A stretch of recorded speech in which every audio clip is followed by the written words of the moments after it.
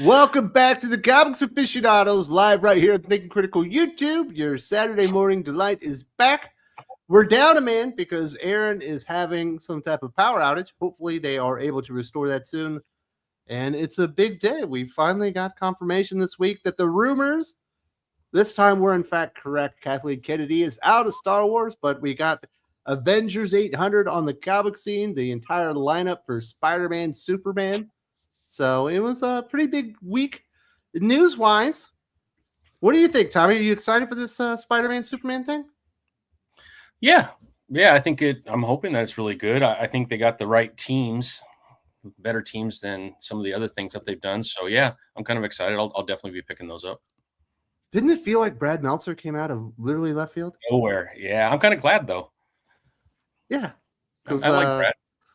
It's got to be better than the Deadpool Batman thing that they did.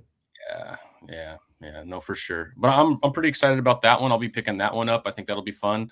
And I do like the teams that are on it. To get something from Jeff Johns, that was kind of a shock. Yes. So I'm pretty excited about that. I'm a big Jeff Johns fan. So I think the teams are pretty good. We'll see what happens.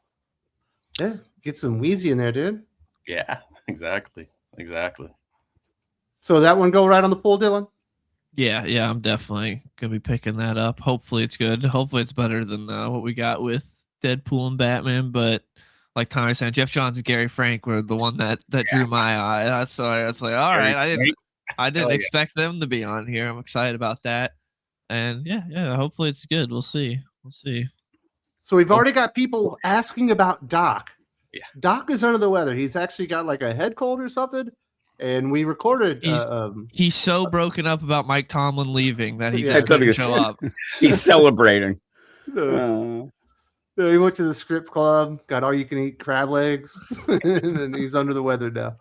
But he is not feeling so great. But hopefully, well, he'll be back next week. He'll be all right. But he's just a little bit on the bad side now. Jim, you're back for the what is it? Only been 2 weeks. Normally you take more time off, but should be exciting. Did you almost die this week? No, actually I haven't. And I just want to, for the certain haters or whatnot, I was asked to come on. I don't. One guy was telling me I beg to come on all the time. I do not. It's the opposite. But you let me know that there were some people out, so I jumped in. And I didn't. Dude, yeah. If anyone begs for you to come on, it's me. Yeah, I didn't. Jim, the people love you. Yeah. The people, that is singular. The person loves you. I'm trying to think. No, I don't think I almost died. I don't think I did. So, except Sully sent me his reviews of this week's comics like 30 minutes ago, and I saw them, and I did have to, stop myself. I almost had a heart attack. So. Drop on the ground, have a little seizure action. Exactly. That everybody around me is trying to keep so I don't swallow my tongue. And I was just, Sully. They had no idea. Though I did send Sully a picture. I ended up getting a record player recently, and I have one record, so I wanted to get another one. I went to this flea market that we have in town, and there's all these records that are ridiculously priced, so I didn't get any. But I saw there was a weird bunch of records that are the play-by-play of every goal for the Boston Bruins in like the 71 season. I almost got it. It was pretty cool. I was going to send it to Sully. That's about all I did. Nice. Yeah, it was crazy. But even there, that flea market is crazy. When you go in, you usually see at least two people missing one limb at least. You end up getting guys that are trying to slap you in the face, but I went pretty much scot-free. Had no problems. I must be, I have somebody looking out for me in 2026, I guess. I remember being in like first or second grade, you'd have like music class. Yeah. And we went to the music class and they had like a record player, and my mom had gotten me a Mr. T album. Oh, that's good. And I brought it to school and I was like, this is my jam, and we put the Mr. T album on. Remember, like a couple of girls were like dancing to Mr. T. Yeah, I felt like the cock of the walk that day, dude. Was that the "I Love My Mama" single? Was that it? Like, I would believe one of them would have to be "I Pity the Fool." Would be one of the songs at least. That would be good. they were all like good messages, like don't do drugs and Yeah. you know, drinking and smoking is bad and stuff like that. Mr. But T. it was pretty good. Mr. T was a big deal back then, Jim. Yes, he was. Words He was that a rhyme with huge deal. fool. Pity the fool. Yes. Pity the fool. That's what I say when I read Sully's reviews. Actually, Indeed. I channel my inner Mr. T. But yeah, It's like Mr. What did T he and like Murdoch. this week that was ridiculous? Jim? Yeah. I'm gonna have to look right now again. Yeah. Oh, boy. What the thing is, really, do we have the time? Because what you should say is, Well, we is don't there want to go through anything? the whole Is list. there anything he didn't like? Is what you should say. Here we go. Ultimates number 20 wasn't terrible. Wasn't He said he's also the only one reading Star Wars Legacy of Vader. He likes that one. Oh God, here we go. Sons of Violence number 4. yes. That he really That was a liked. good one. There Yeah. you go. There's What a is cold Sons of take. Violence? Sons of It- Violence. It's like It's that crazy continuation of the Ghost Rider stuff. I believe Yeah. that me and Spirits you, of Violence. yeah, and it changed up. The So Severe thank you. Frazada book. remember how bad that was when they had that Yes. one issue? I guess the first one they were in the cornfield, and oh my Remember God. the Ghost Rider ended up in a wheelchair? Yeah, he was in a wheelchair. The slowest Ghost Rider ever. Like wailed himself down there, leaving a trail of violence and fire behind him. Rolling thunder. He said it was so bad. I remember us having fun with that though. Yeah, it's not the Sons of Violence. It sounded like a biker Spirits of gang, Violence. Yeah. Yes. biker Okay. gang book or something, dude. Yeah. What the hell is he talking Sounds about? like I was my family. yeah, I normally am able to keep track of this thing. Speaking of your family, Jim, so we were talking, you know, in the private chat about how much we were enjoying Aquaman last week, and you came in there and you know, full Jim, you're like, Yeah. Aquaman sucks or whatever, and then Dylan gave you like the thumbs up. We're going back to talking about And how I great had no Aquaman idea is, what it man. was. I'm so out of touch. I'm like, oh, Dylan agrees with me. It's like, look at that. Dylan finally agreed. Oh. So I had to ask what it was. Yeah, and then I made it into my family. Then you made which your is more own, and it was true. the saddest meme ever. It's legit the truest thing I've ever done or said. Yeah. And it was the group all huddled up, and Jim saying, "Family, I love you," and then an arrow saying, "For Jim's family." And then they gave him the thumbs up and went back to talking again and ignoring him. Yeah. That's what happens. They do get a hold of me when they need money, though. So you have that, right? My one son needed to buy a truck for work this week, so he certainly got a hold of me then. Oh, there. Yeah. But then I always give it to him. So I'm a nice dad, but they're mean kids. Very nice. Yeah. General Bossack saying, "Wait, there was a wheelchair Ghost Rider." Yes, there was. There's also a rollerblading Ghost Rider, I think, in that new Champions Oh book, right? gosh, Phantoma. She was like one of the kid sidekick derivatives of all the. Yes. There were like been 40 plus kid sidekick characters Marvel's tried to push on us, and just the past several years alone, 40. I counted. It drove me nuts. Sully, what is the cooler Ghost Rider? Is it wheelchair Ghost Rider or inline rollerblading Ghost Rider? I would say Zarathos in the wheelchair just because he's more of a badass. But my vote overall is just The worst is you want to get away from him, just go up the stairs. He's done. Even you, Ghost Rider. I know even the Daleks learned how to hover after Mr. Who after a few decades. You know, he'll figure it out. I got faith. I love how much thought he put into that response too. That was pretty impressive. Yeah. Silly. Thank you very much. Please tip the bartender. Try the veal. So, Dylan, I finally powered my way through Andor season 2 this week. I still feel like those first 3 issues are hard to make it through. You've got to do something else. You need to play with your phone, maybe play tic-tac-toe or something just to get through the first 3 episodes of boredom. We've been over this. You got the attention span of a Zoomer, so that's what I expect. You can't handle what's on screen, so you gotta do something else. Fully engaged and watched the first season of Andor, no problem. I just I watched Fargo. That is how you watch Andor, dude. That's how you watch Andor That's season how you- 2. that's episodes how 1 through you- 3, where nothing happens. Disappointing. No, it's great.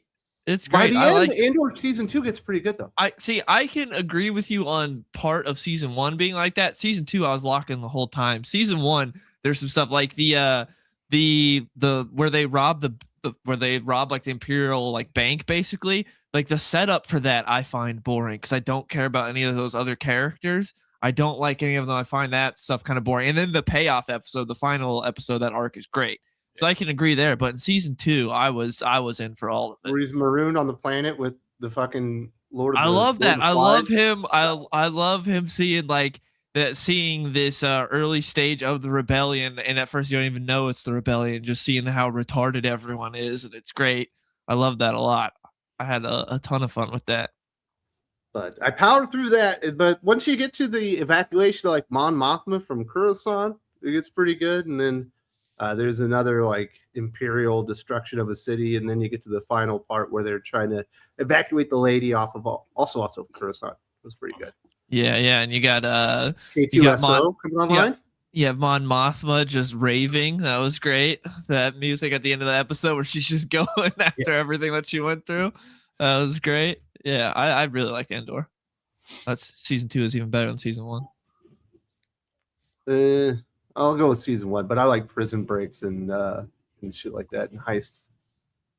So I had all my stuff. But that's the best Star Wars Disney has made, right? Yeah. Andor But definitely. and Rogue One. Definitely. Yeah, and both are Tony Gilroy, and the thing that I like about Tony Gilroy is he's a guy who couldn't really care less about Star Wars. And it's funny because everyone else like Kathleen Kennedy and Dave Filoni, who both care to be the biggest Star Wars fans ever, and they love it, respect everything George did. Tony Gilroy is kind of a guy that just likes making movies and making good stories, and like Star Wars, he just like everyone else, he liked the original Star Wars, but he's not like some huge fanboy of it. And he came in and made the best Star Wars stuff because he was the guy that they brought in to fix Rogue One, and then he's the showrunner on Andor. Like he's the guy. And the good thing is he's the guy that Dave Filoni hates everything that he did. He didn't think any of it was good. Yeah, which that tells you right there. He did the right thing. And that is the one credit I will give to Kathleen Kennedy, was the fact that she didn't meddle in this. And I think it's just because it was a bunch of nobody characters, and so that's why she let it happen. Because it was like over $700 million for like 24 episodes. Not a whole lot of people are going to let that happen. So at least I'll give her credit for that. She let Andor happen. She messed up a lot of other things, but at least she let Andor happen. Yeah, there's no Jedis in it or anything. Yeah, it was great. You haven't watched it yet, have you, Sully? Nah, not yet. But it's funny because it's like it reminded me of the Erwin Kirscher effect. He was the director of Empire Strikes Back. And notoriously, it rubbed George the wrong way because George was like, oh, no, I wish I had more. I gave this guy too much control. And Kirshner ended up making perhaps the greatest Star Wars movie, and because he could tell a story. He was there to tell a story about space magic. Well, and he knew how to work with actors. One thing George didn't. Yes.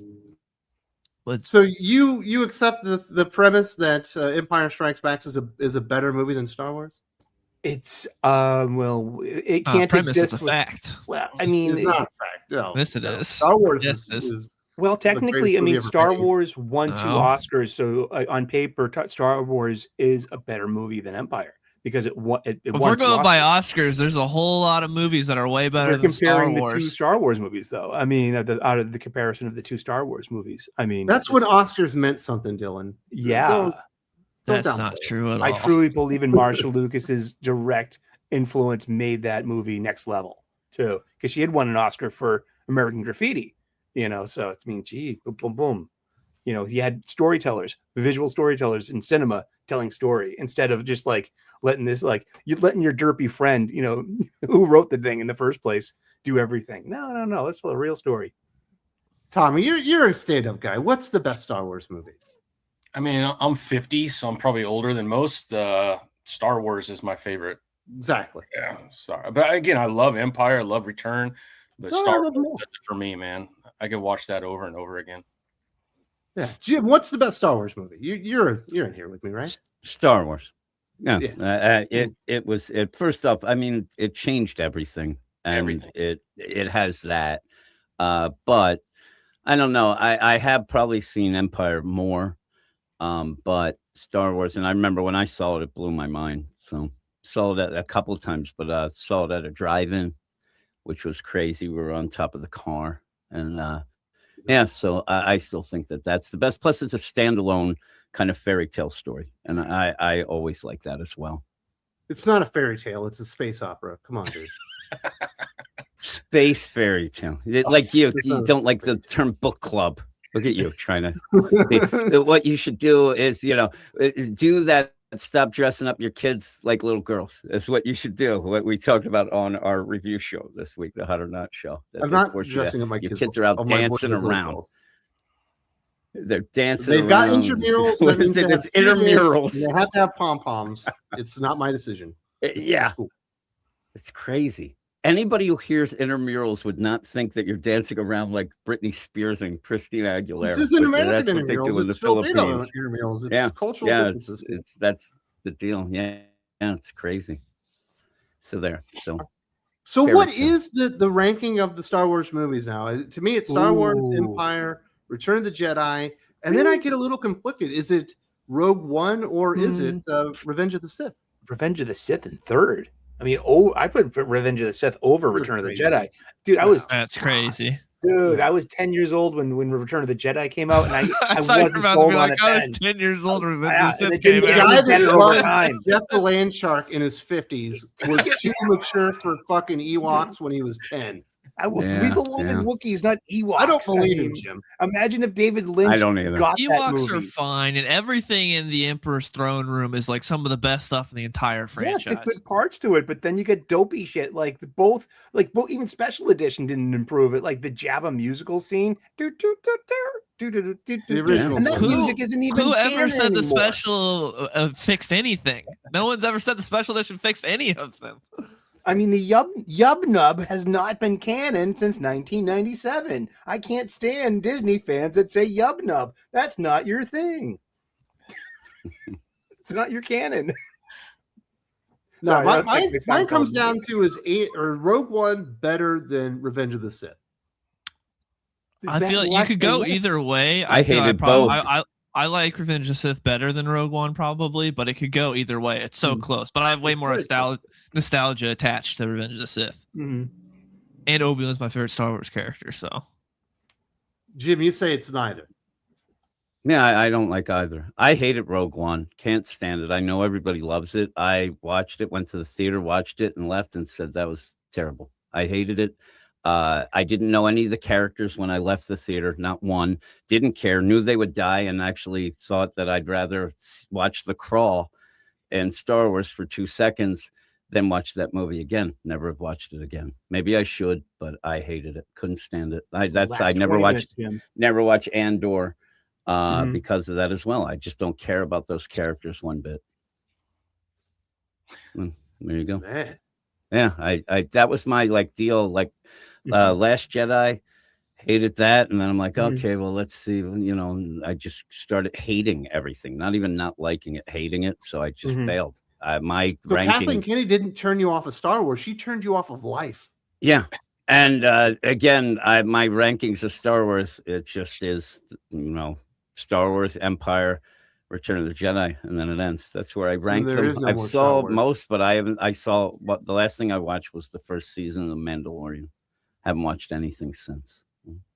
It's really I said before, it's one of my favorite things, and yet I hate more than I like of it, and it just sucks. You didn't even like the scene with Vader showing up and destroying all the rebels? No, I just was like, whatever. That seemed like it was just a fan service scene at the end of a boring ass movie that I didn't care about one character.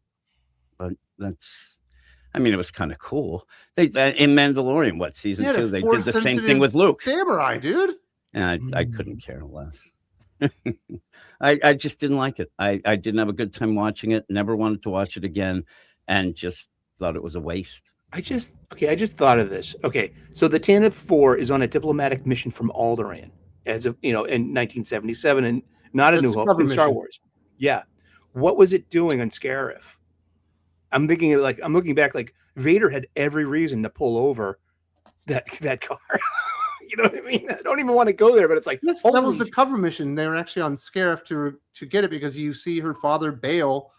She says, or Mon says, you have to have somebody you can trust that gets it. He goes, I would trust her with my life. He's talking about his daughter. right, exactly. But He you know sent what I her mean? undercover to go retrieve it.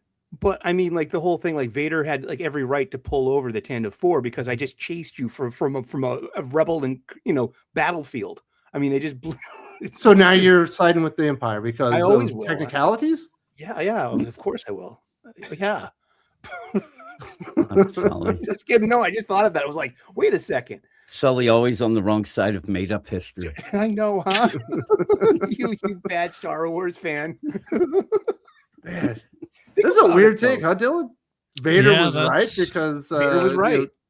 she lied to him. Dude, Yeah, I don't like I just saw you flee the scene of a crime. I mean, just like you know what I mean. They just built a weapon I didn't capable know of hold up, destroying the- planets. I was about to say, I think the crime was like destroying the place. I think there were some war crimes committed there. They fired the Death Star. Yes. Yeah, because they destroy what Jeddah first, and then they destroy Scarif second, and then they go and destroy Alderaan. Right. Yep. Yeah, my only problem with the canon is I don't think Bale should be on Yavin all that much. It sounds like he was on Alderaan, but conspiring with the rebels. Right. Well, what did you think about Benjamin Bratt recasting as Great. Bail Organa? Yeah, It was a good job. Yeah, they were gonna bring back the Jimmy Schmitz or whatever his name is, but they had like scheduling conflict, and that's why they recasted for Andor season 2. So it wasn't like a planned thing. It was just couldn't get the original guy. I would prefer them just to recast people and not do like digital representations like they did with Tarkin, Yeah. because he just looks like a video game character in a live action movie. One of the better ones, though. I'll say Yeah, I that. mean it's Yeah, I Uncanny Valley. Yeah, I'll give it Yeah. that, but you can still tell it's not real. Yeah. Man, Tommy, what's your ranking? Where do you put Rogue One up against Revenge of the Sith? I think I put it right after Return of the Jedi. I enjoyed the movie. I think it's the best thing Disney's ever done when it comes to Star Wars. And then Andor is the best series they've ever done. But I enjoyed it. Yeah. There's so many cool moments in it. I just, I got finished with Andor season 2, so I started watching the movie. It leads right into it, which I don't know that they needed to do that, but that was fine. But I love when the rebels come in for that bombing mission. Yeah. Dude, On that's Edu? the dash cam. They've done that in like Mandalorian too. Every time they do it, it's like the coolest thing that Disney does. Whenever they do the dash cam on like on the starships, it's sick. I love that. Yeah. Agree. That, and then when Red One shows up, I remember seeing that in theater, being like, "Fuck yes!" Are you kidding me? And then was it Gold Leader shows up? Yeah. Was it? I wish Porkins had been there, but I guess you can't get them all. Or Biggs. Was Biggs in there? No, No. no. It was just. I think it's just Red Leader and Gold Leader. Mm-hmm. And then they show how Red 5 gets taken out, so Luke ends up taking his place. In Star Luke Wars. gets his call sign. But where was Mhm. Biggs? Where was Wedge? I'm assuming they were there. There you go. Well, today's video or today's stream is sponsored, and we do have a little promo for the sponsor. And definitely big shout out to Drew and the entire team. In Indianapolis, a serial killer is hunting. Bodies pile up. In the rumors, there might be a second killer out there. Bloody Echoes is 48 pages of bone-snapping, blood-curdling horror that asks one question: what is the true nature of evil? Reimagined by Dolan Waddick, alongside award-winning editor Joe Corallo, going deeper, darker, and bolder than ever before. Covers by Marat Michaels, Jeff freaking Darrow, Jonathan Glapion, and more. And here's the kicker: $10 puts 48 pages of blood-soaked horror in your hands. One of the best values in crowdfunding comics, period. Once embossed, glow in the dark. How about a metal glow-in-the-dark cover? Check the add-ons, but move fast. Supplies are extremely limited. Bloody Echoes is live on Kickstarter right now. Back it today. Oh. Look at the production quality on that, Dylan. I'm Pretty upping good. my game, dude. Oh, it was nice. It was nice. Like the voiceover was pretty good. I was trying to get my role. It took me like a half an hour to finally get in there. Like, I'm gonna nail In this the reading. headspace. Went method. So they had the live stream obviously on the channel last night and on X. Hopefully you guys were able to check that one out. But should be a whole lot of fun. And he definitely brought in some pretty cool talent. Lots of really good cover artists and stuff like that. So definitely check out that project. We do also have our final batch of Patreon shout-outs from the big 50 backers thing that we had. And welcome to the family, Dave Miller, a.k.a. Current, the protector of Breaker's Reach. Also, welcome to the family, Mick from AU, the hero known as Riptide, protector of Datafall. We've also got Ultra V, the hero known as Omen, protector of Last Watch. The cartoons that made something, I don't really sure what the entire name was, but you are Shockwave, the protector of Glassport. We've also got Southern Comic Geek. The hero name is Apex and the protector of Pinnacle Peak. We've also got Baya, aka Solstice, protector of Vertical City. The Alchemist, protector of Ashminster. Horatio Mantooth, also known as 0 Point, protector of Fault Zero. And Texas Wolfman, protector of the Silver Creek. And I hope everybody is enjoying all the extra podcasts and videos and all that good stuff. And we do have a few people chiming in. We've got Jadred too. I believe he's Shenanigans. Overlord Kennedy is gone, but her apprentice still remains. So beyond Starfighter, what do you expect movie project-wise? Maybe 3 to 5 year lull? Well, she said in that interview, like where everything's at, and it sounds like not a whole lot after Starfighter right now is really rolling. Because she talked about the James Mangold movie and how that's on the back burner. She talked about that Hunt for Ben Solo movie, how that's really on the back burner. What were the other projects? Because she mentioned, she said Taika Waititi like turned in a script. She's like, it's really funny, but it's like, so they got a script and that's it. And yeah, it doesn't Lando from Donald Glover. Yeah, he turned in a script as well. It sounds like she didn't say like anything like, oh, we're getting ready to shoot this soon. It's everything's like in early stages. And she said there's a trilogy, or the next trilogy is going to be like Simon Kinberg, right? Yeah. And apparently Filoni and them love that. So that's a bad side. Yeah. But it would be nice to, well, I don't know if it would be nice. If they can only make movies the quality that they have, I don't want any more Star Wars movies. But if they start being good, I don't want to have to wait 8 years between films. Right. You know? We've already had a 5-year lull. If you think about it, that was the rise of Palpatine was 2019. That was 6 years ago now, 5 years ago.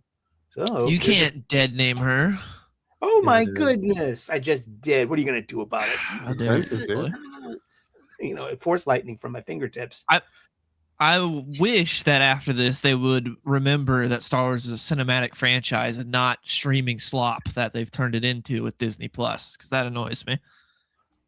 Yeah, all their major stuff should be movies, books, and video games, because that's kind of what the Star Wars has always been built on, right? Toys. Yeah. Like the TV show is supposed to be a nice little complimentary thing, not like we got so scared because we fired the directors for Solo, so doubled the budget and no one wanted the movie and it made no money. So now everything's a TV show. It's not supposed to be like that. It was supposed to be nice little complimentary side stuff, although movies were still the main focus. But no, Kathleen Kennedy got scared after she completely royally fucked up Solo. Yeah, so with the movies that they've announced, obviously we're getting Mandalorian and Grogu and Starfighter. They've already filmed and everything, and I think Mandalorian and Grogu is this year. Yeah. Was there one of those projects that she was talking about that wherever they are in production that you are earmarking as something that you're interested in? No, not at all. And don't forget, we also have Filoni's doing a Mandoverse movie also. Remember, he's trying to like really do like Heir to the Empire. Yeah, he's trying to do the whole Thrawn and he's trying to do an actual live action Thrawn, which they've already kind of done, well, set up. So he's trying to do that. So who knows if that even happens, depending on how this Mando movie goes. But no, there's not really anything I'm excited for. I mean, because Starfighter, I'll go see. Starfighter could be fun. It could be a fun movie. I like Ryan Gosling, and I did like Deadpool and Wolverine. It was a fun movie. So we'll see what they can do there. But as far as all the future projects, maybe James Mangold, just because James Mangold can make good movies, but then he also made The Last Indiana Jones, which was horrible. So yeah, but it's the first Jedi type thing.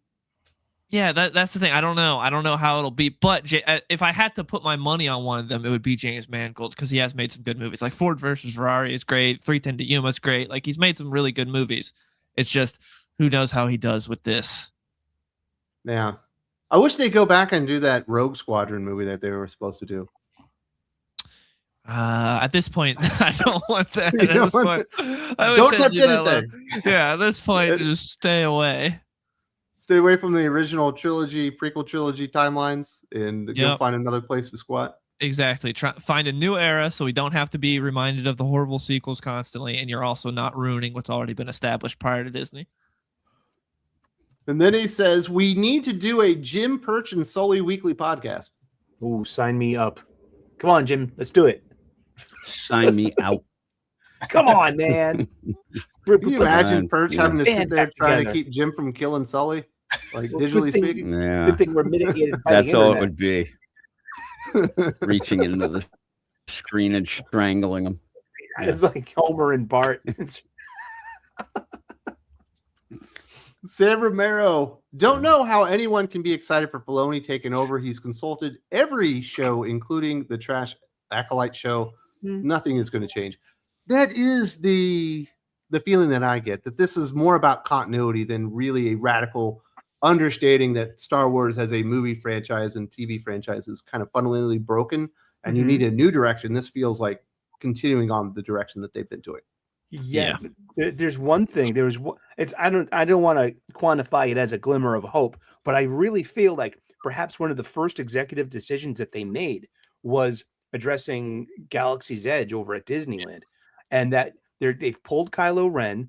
You're going to see Rey, but only at the Rise of the Resistance ride. But they're introducing Vader, Luke, Leia, and they're having John Williams' original trilogy music piped in now. I mean, there's one thing that's, hey, go all the way, make it, scrap this Batu shit and go and make it Tatooine, make that the cantina with that band and those familiar aliens, and I will go. Seriously, I will spend a shitload of money there. Weren't you just talking crap about the music in Star Wars and the canteens? Was I? Well, Yes. 15 minutes ago, Sully. No, I was talking shit about Cy Snoodles in the Max Rebo band, both versions. I wasn't talking shit about the Cantina band. No. It was the Jabba the Hutt scene. So Sully's mad that his 10-year-old sexual awakening was when he saw that alien dancing. The big I don't one? like how this makes me feel.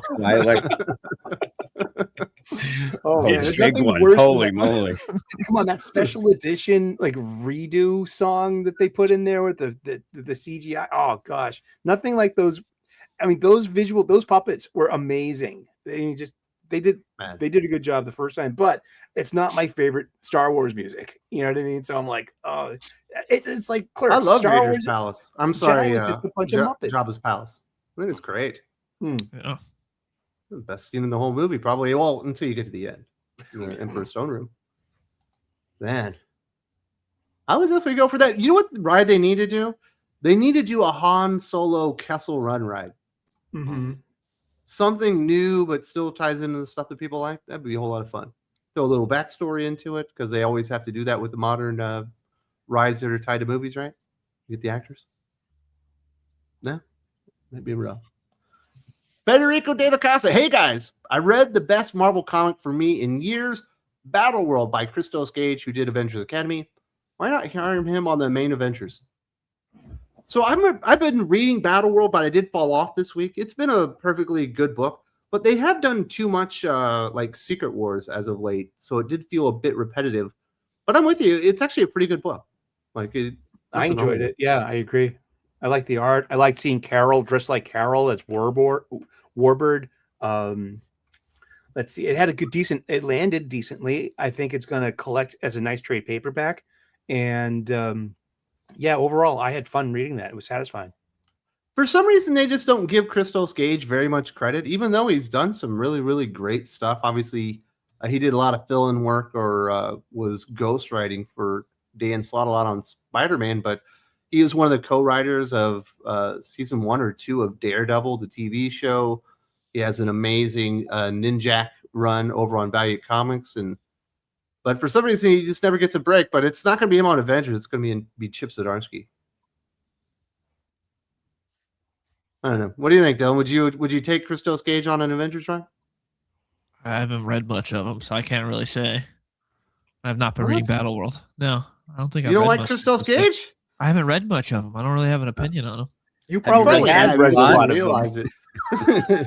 Anything you read by Dan Slott was probably him. I've read almost zero Dan Slott, so there you go. Yeah. So I'm with you though. He deserved bigger and better things, but I don't know, he's kind of old now. But he does have that Netflix Daredevil series. He got the best season. Mhm. Him and his wife. Caleb says, I don't know anything about Star Trek, but does everyone that comes from Bad Robot Studio have this compulsion to destroy even Abrams' wife? Wow. Probably, yeah. Tear down what came before and put up your new statues. And now you are in charge of the narrative. You create history because you apparently won this war or something stupid. Is the dude in charge of Star Trek still really from Bad Robot though? No, it's Alex Kurtzman from Secret Hideout. Yeah. Yeah, I mean, yeah, but What he's done to Star Trek is far more egregious than anything J.J. Abrams or Bad Robot did, right? yeah, I agree. Yeah, at least the Star Trek trilogy movies, they really tried. I mean, the cast was really good, and they went off the reservation with making Spock too emotional, and then they doubled down on that with the Strange New Worlds version. So it was just like, I don't know. Spock was better when you watching Starfleet Academy. Was I one of the 1,500 people? No. If anybody on the stream did, it's you. No, I didn't. No, I wouldn't do that to myself. I mean, My wife watched it. Oh, really? Did she like it? Yeah, she loved it. Loved it. She Is she told a me normie? I told her what we were talking about, and she suddenly thought that it was a positive conversation that everybody here would have. Yeah, she thought it was great. Very good. Is that a ringing endorsement from Jim? No, I'm not going to watch it. I think Star I was Trek asking it. sucks. Does your wife have good taste in Star Trek? She's never watched another Star Trek. That's why I think that it might be one of those, though, that might be the key. I don't know. Yeah, her the gateway and my son Logan watched it. My son Logan didn't care. He said, I think Star Trek sucks. And my wife watched it with him.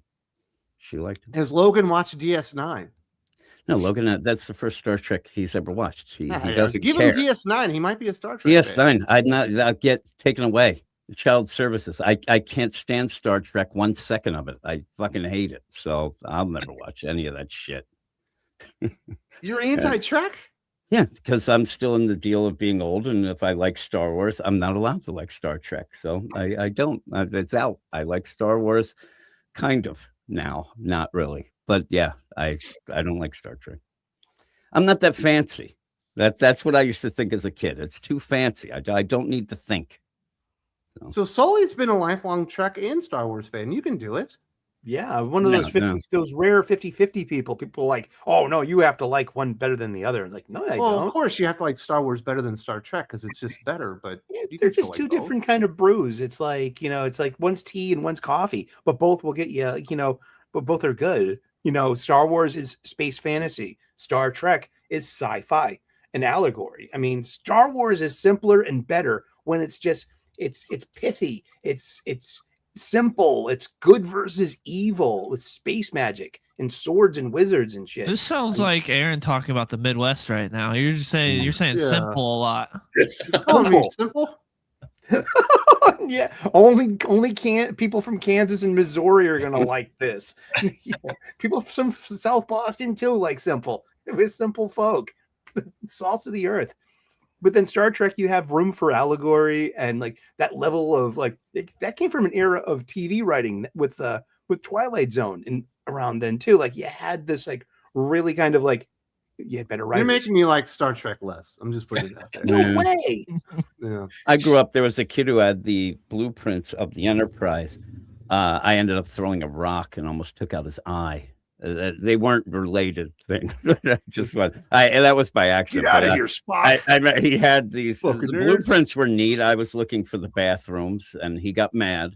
because he took it seriously. But they were very fancy. He'd walk around with them in the little blueprint, you know, the holder thing, and would take them to school and get beat up. And, yeah, but yeah, I never liked it. He says, my only defense for Solo is that Sam Witwer did Maul's voice. So the thing about Solo is it's not like a horrible movie. It's the most bland, middle of the road movie ever that doesn't need to exist. Like, it's not offensively It's like Thor bad. 2? Yeah, it's like you watch it and it's just like, why is it's so boring and safe and just doesn't need to exist. It's like, why is this movie even here? Are you talking It's about not- Rogue One? Solo. Oh, Solo. I get it. They should have let Lord and Miller finish that thing. Solo lost money. 100%.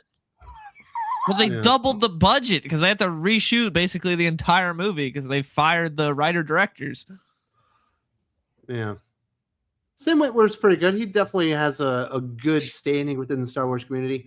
I remember I was watching this quiz show, and it was him and like Freddie Prinze against a couple of guys, and he answered every question. Freddie Prinze never even got it on the mic.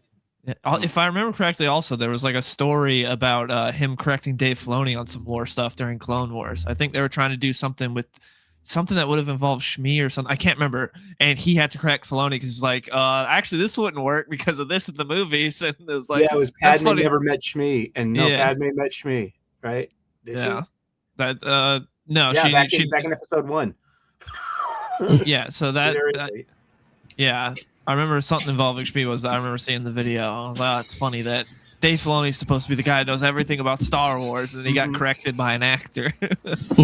And he also had to take where he was very PC about it, but he was talking about how he didn't like The Last Jedi. I remember he was streaming like Twitch during it. And he was very much like, I'm glad that people are enjoying it and people like it, blah, blah. He's like, it was not for me. He was, and the most, I want to keep my job. I don't want to get fired from Star Wars. I want to keep working on the franchise, but I did not like The Last Jedi. What's going on, Aaron? Hey, how's it going, guys? Yeah, I think you might be coming through your computer audio. Instead of Oh, The God. Sparrow has landed, ladies and gentlemen. All right. Well, give me we're a not sec. getting the dulcet tones of Aaron Sparrow. There's like a little Right. chittiness in there. Well, that's no good. Let me see. I hear him pretty good. No, you good? Does that sound okay? Yeah, okay. Should be the right mic. How's everybody doing this morning? Doing all right. Wiki We missed Pissa. you. We missed you, yeah. I know. Yeah, it's not a Star Wars discussion without me and my huge enthusiasm for Star Wars right now, huh? Yes. We've already got Jim being all depressed about Star Wars. We don't need two of you. Why would you be optimistic about Star Wars at all? It's this again, it's the CM Punk thing. You know, maybe I'll be maybe the company will be better off when Kathleen Kennedy is dead, but we're just gonna hand it to her doofus son-in-law. Man, Aaron's coming in all piss and vinegar. I kind of like Hot. this. Yeah, well, Filoni sucks. What has he done besides raid the EU and give us an inferior version of it? Ahsoka. Yeah, Ahsoka sucks. Everybody likes Clone Wars after the first two seasons. Aw. Oh yeah, well, Yeah. I mean, but you have to remember that was still under George's guidance. That was, you still had George in the way of the worst ideas Yeah. of Dave Filoni, And- the worst instincts of Dave Filoni. And then we got the Georgeless season, which was season 7 that happened on Disney Plus, and that was by far the worst season. It was terrible. There were things to I'd like dare about say it's Rebels, worse than the movie. but it's almost all the EU stuff with the holocrons and all that stuff. The little bit I watched the Rebels, I couldn't stand it, but I couldn't watch much because I hate that art style so much. I hate that art style for that show. It looks terrible. Ugly ass show. I just didn't like Chopper, but it was good seeing Ahsoka almost take out Darth Vader. Yeah. I mean, my favorite thing about Rebels, if you know your Joe Johnson and Ralph McQuarrie paintings and drawings of concept stuff, there are so many Easter eggs buried in the back. Like Zeb is the original Wookiee, prototype. What are and these stuff like that. pronunciations today, Sully? This Okay. is like the fourth one. I've been holding my tongue on these, but this is like the Whoa, fourth let me one have it, today you. from Sully that I'm just like, what is? We're on TV, kid. Ham it up a What are bit, these man. Put on a pronunciations? show. Sully, have you only ever read the Star Wars words and never heard them spoken? Wookiee. Wookie. I love Chewbacca. Ale says Clone Wars helped her tolerate the prequels. It made them better. Yeah, I mean, for me, In it was some the ways- Dark Horse books. In other ways, Ahsoka completely breaks the prequels. Makes no sense that she ever exists. Why is she never mentioned at all? It seems like she's pretty important. It doesn't seem like anyone ever knew Anakin had an apprentice at all. Seems like she shouldn't exist. Nobody brings her up at all. It's really interesting. I mean, obviously, we know the reason for that is because it's a retcon stuffed in. Right. But, it's like they try to work around it as best they can. But Clone Wars is one of those shows where it's like, oh, well, we have to remember that, there's a line where General Grievous has never met Obi-Wan. So during the show, there's a couple of moments where they come really close to meeting and then someone pulled back because they remembered, oh, wait, no, we have a line that we have to honor. But without George, like that doesn't even happen anymore. Now it just, you can just contradict whatever because it's just whatever Filoni's whim is for his waifu. Oh my goodness. Jagger 2. So I picked up Knull #1 this week. It was $6, not even on an event or a special. Does this year Marvel hit average price of $6 maybe by the time Armageddon starts? No. Their #1 issues in any type of faux milestone like an issue 25, those are going to be $6 or $7. But their price is going to be a little bit over $5 by the time we get to Armageddon. But there are still books out there that are $4 a month. But anything that you might consider buying is probably going to be $6 or $5, unfortunately. And I hope that you enjoyed it more than I did. I mean, I enjoyed the art, but just watching Knull get dissed or reading Knull get dissed for an entire comic book was not my thing. Sully liked it more, though. I did. I found it to be like it was a lot like an issue #0 where you get all this like info dump in the story and then you get the cliffhanger that sets up what's next. And I was never the biggest Knull fan. I totally missed King in Black and I really enjoyed this issue. I really liked the Juan and Ramirez art. I thought it was really gory and grotesque, especially when he pulls this guy's spine out of his back. Wow. It blows any of these Red Band stuff away. And it's just normal stuff. I liked it better when 0 issues were free because I realized it was an info dump. Mm-hmm. I thought Sully was going to call him Knull. No. Hey, your problem with Knull is And now let's bring in our friend Newell Carter from Fantastic Comics in Berkeley. it's so funny. You'll vomit. I got an order in with him, dude. Totally, yeah, do it. I read King in Black, and it didn't make me like or be interested in Knull. First of all, I think Knull is a terrible design. I think he is the most basic bitch villain design that I've ever seen. And so visually, he's not interesting to me. And then in King in Black, I just never found him interesting because he's just, he's the big omnipotent bad guy. Here he is. Man. Callum, Mangold's a hack. He spat his dummy out when those set leaks for Indiana and the feminist hag. I wish it was called that. Indiana Jones and the feminist hag. Mangold is not Spielberg, and he's certainly not, Tarantino or something like that. But he's done good stuff. Like he's 310 to you. That's damn good.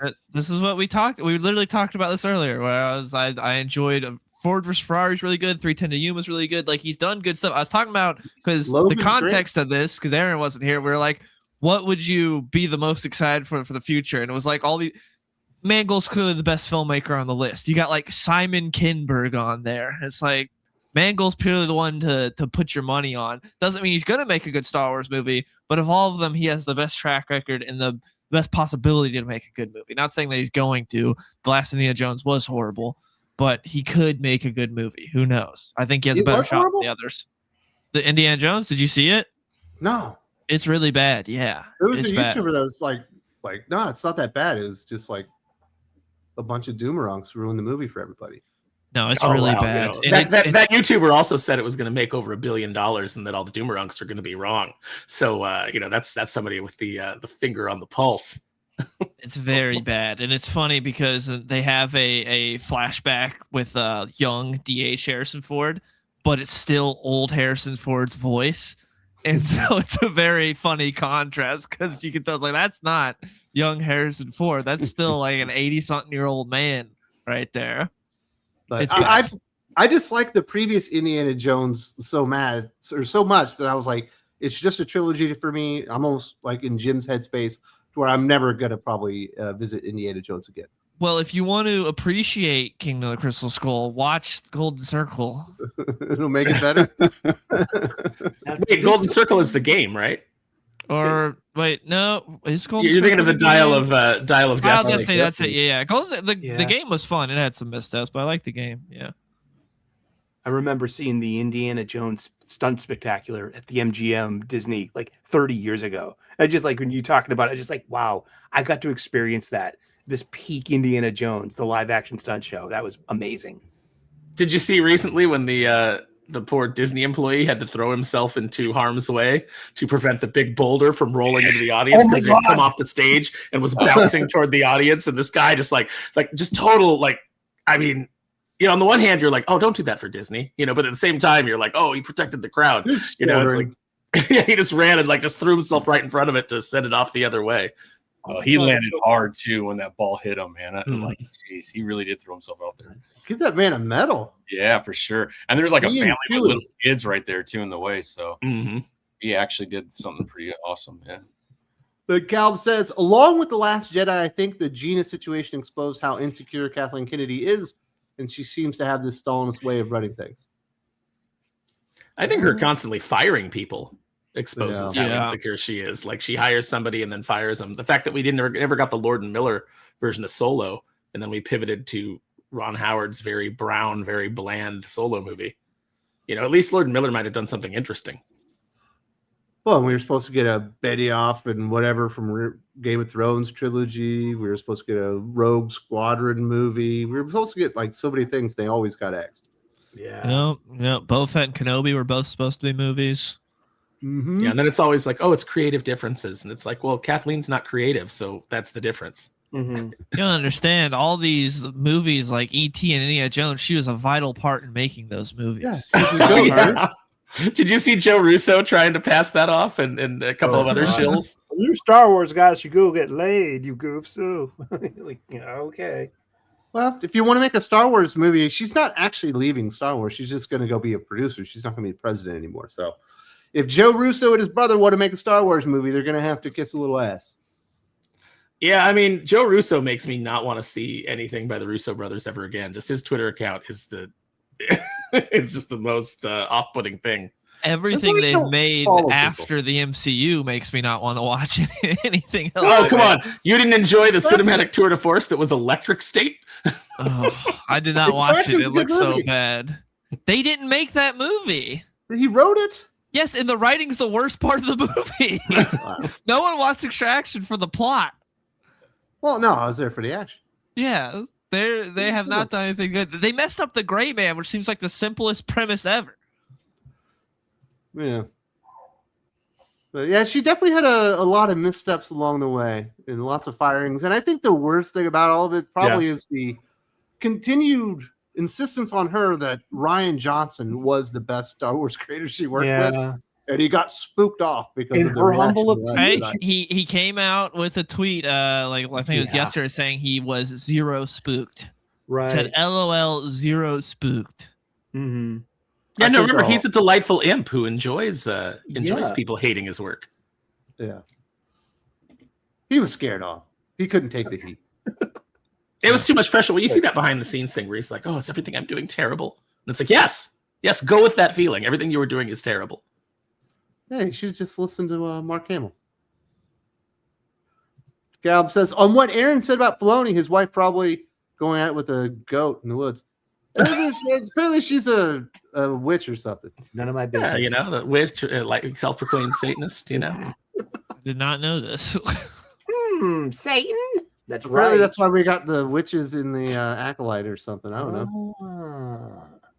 But there have been witches in Star Wars before, though, Aaron. Yeah, I mean, there's been Force witches, and that's fine. But you don't want somebody with that influence over your children's property at your big corporation, or maybe you do if your whole corporation is into that. But it's just you see what he goes home to every day, and you're like, no wonder he's got an Ahsoka body pillow. Man. I did like in Andor where you had the Force healer, like somebody like their like the tent going up and healing people with miracles. You got like this Force healer that's using the Force to like heal up your shoulder and stuff like that. I thought that was pretty cool. Drew. Yeah. Yeah, I like that. I like her little scene with Andor, and now everyone's just like how his girlfriend buys into it instantly, and he's a bit more like, what? What do you mean I'm so important to all this? Yeah, I like that. That was good. Yeah. There should be Force healers in Star Wars. Not full up Jedi or Sith, but have been able to channel the Force for their own purposes of helping people. Yeah, I like that. Decrepit says, clearly, a lot of people here are tourists. Filoni is not anything good for Star Wars. Clone Wars was lore-breaking garbage. Sorry, but you're wrong. I'm not the Clone Wars enthusiast. That's fucking Dylan. He's the Clone Wars stuffer. I'm the clones. You're the one who brought up and talking about how good Clone Wars was. That was you. People were here on this stream. People were here on the stream when you brought it up. That's Rebels is even worse. Rebels, because as soon as Wes saw those helicopter lightsabers, he was like, "Oh, this is peak fire, bro." Hypnotized. Yeah, the everything Filoni did with to break the Mandalorian lore with from what Karen Traviss had done is a travesty. She had put a lot of work into that, and it was really cool what she had set up, and then he just destroyed the Mandalorians were super compelling in Karen Travis's stuff. Their culture was great, like the way that he borrows from it, like the war orphans and things like that. He steals from it, but then like with everything he does with the EU, he takes something that was a good idea and then he folds it into his own fan fiction and gives us a very craptacular version of it.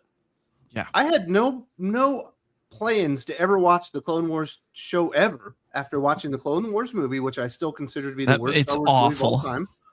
And you guys are the ones that said, "Oh, you got to watch Clone Wars." So I powered my way through 2 terrible seasons, and it got better. Yeah, there's some good stuff in there. Yeah, the first 2 seasons are hilarious because they go out of their way. Like Jedis on the Council go out of their way to save a single clone trooper in that show. Like throughout the entire first 2 seasons, like in the movies, these clones are dying left and right. And no one could care less about these clones dying. But in the show, they're going out of their way to save just some random unnamed clone trooper. Yeah, the first 2 seasons are rough. And then it gets good for the most part, but it still has some missteps. Yeah, you got some terrible stuff. Anytime they touch the Mandalorians, like the whole thing with Satine and, it's just awful. The Death Watch and the Darksaber. It's like the Death Watch stuff starts to like hew closer to some of the good EU stuff, but it just doesn't. It's so out of place with everything else that goes on. I mean, you could still go in and you could still fix it. You could get a guy like Hayden Blackman who actually went in and fixed, a lot of the things that the prequels broke from the expanded universe. And then he went in and he like kind of recontextualized things and made it work, like especially with Boba Fett and Jango Fett. But yeah, you just got Filoni in there breaking stuff because he's got the ability to do it and he wants to reshape Star Wars and his image and be the guy. I mean, this is his only shot to ever be remembered for anything because he certainly never created anything that is memorable. So you get to play with somebody else's toys and you break them all, but hey, you reconfigured them your way, right? Well, I kind of see it like using Star Trek as a parallel, not just like a fair or unfair. Jim, throw a rock at this guy. He's talking about Star Trek. Hold on. It's about like George. Roddenberry died, and then Rick Berman took over the vision of Star Trek. And the Berman years ended up being pretty darn good.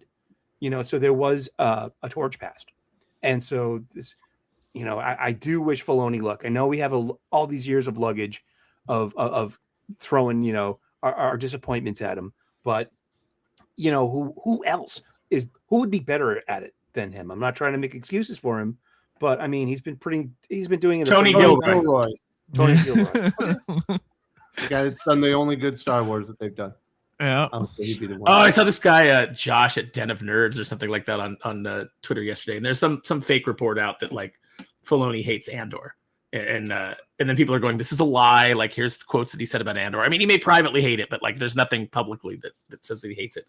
But this guy, Josh, went with the initial story, and he's like, good, because Andor's terrible. It's not Star Wars. I was like, Andor, I mean, it's more Star Wars than anything else that we got from Disney Lucasfilm. So, I don't know where you're coming at with that. You think The Last Jedi is Star Wars? You think that Rise of Skywalker is Star Wars? Oh, okay.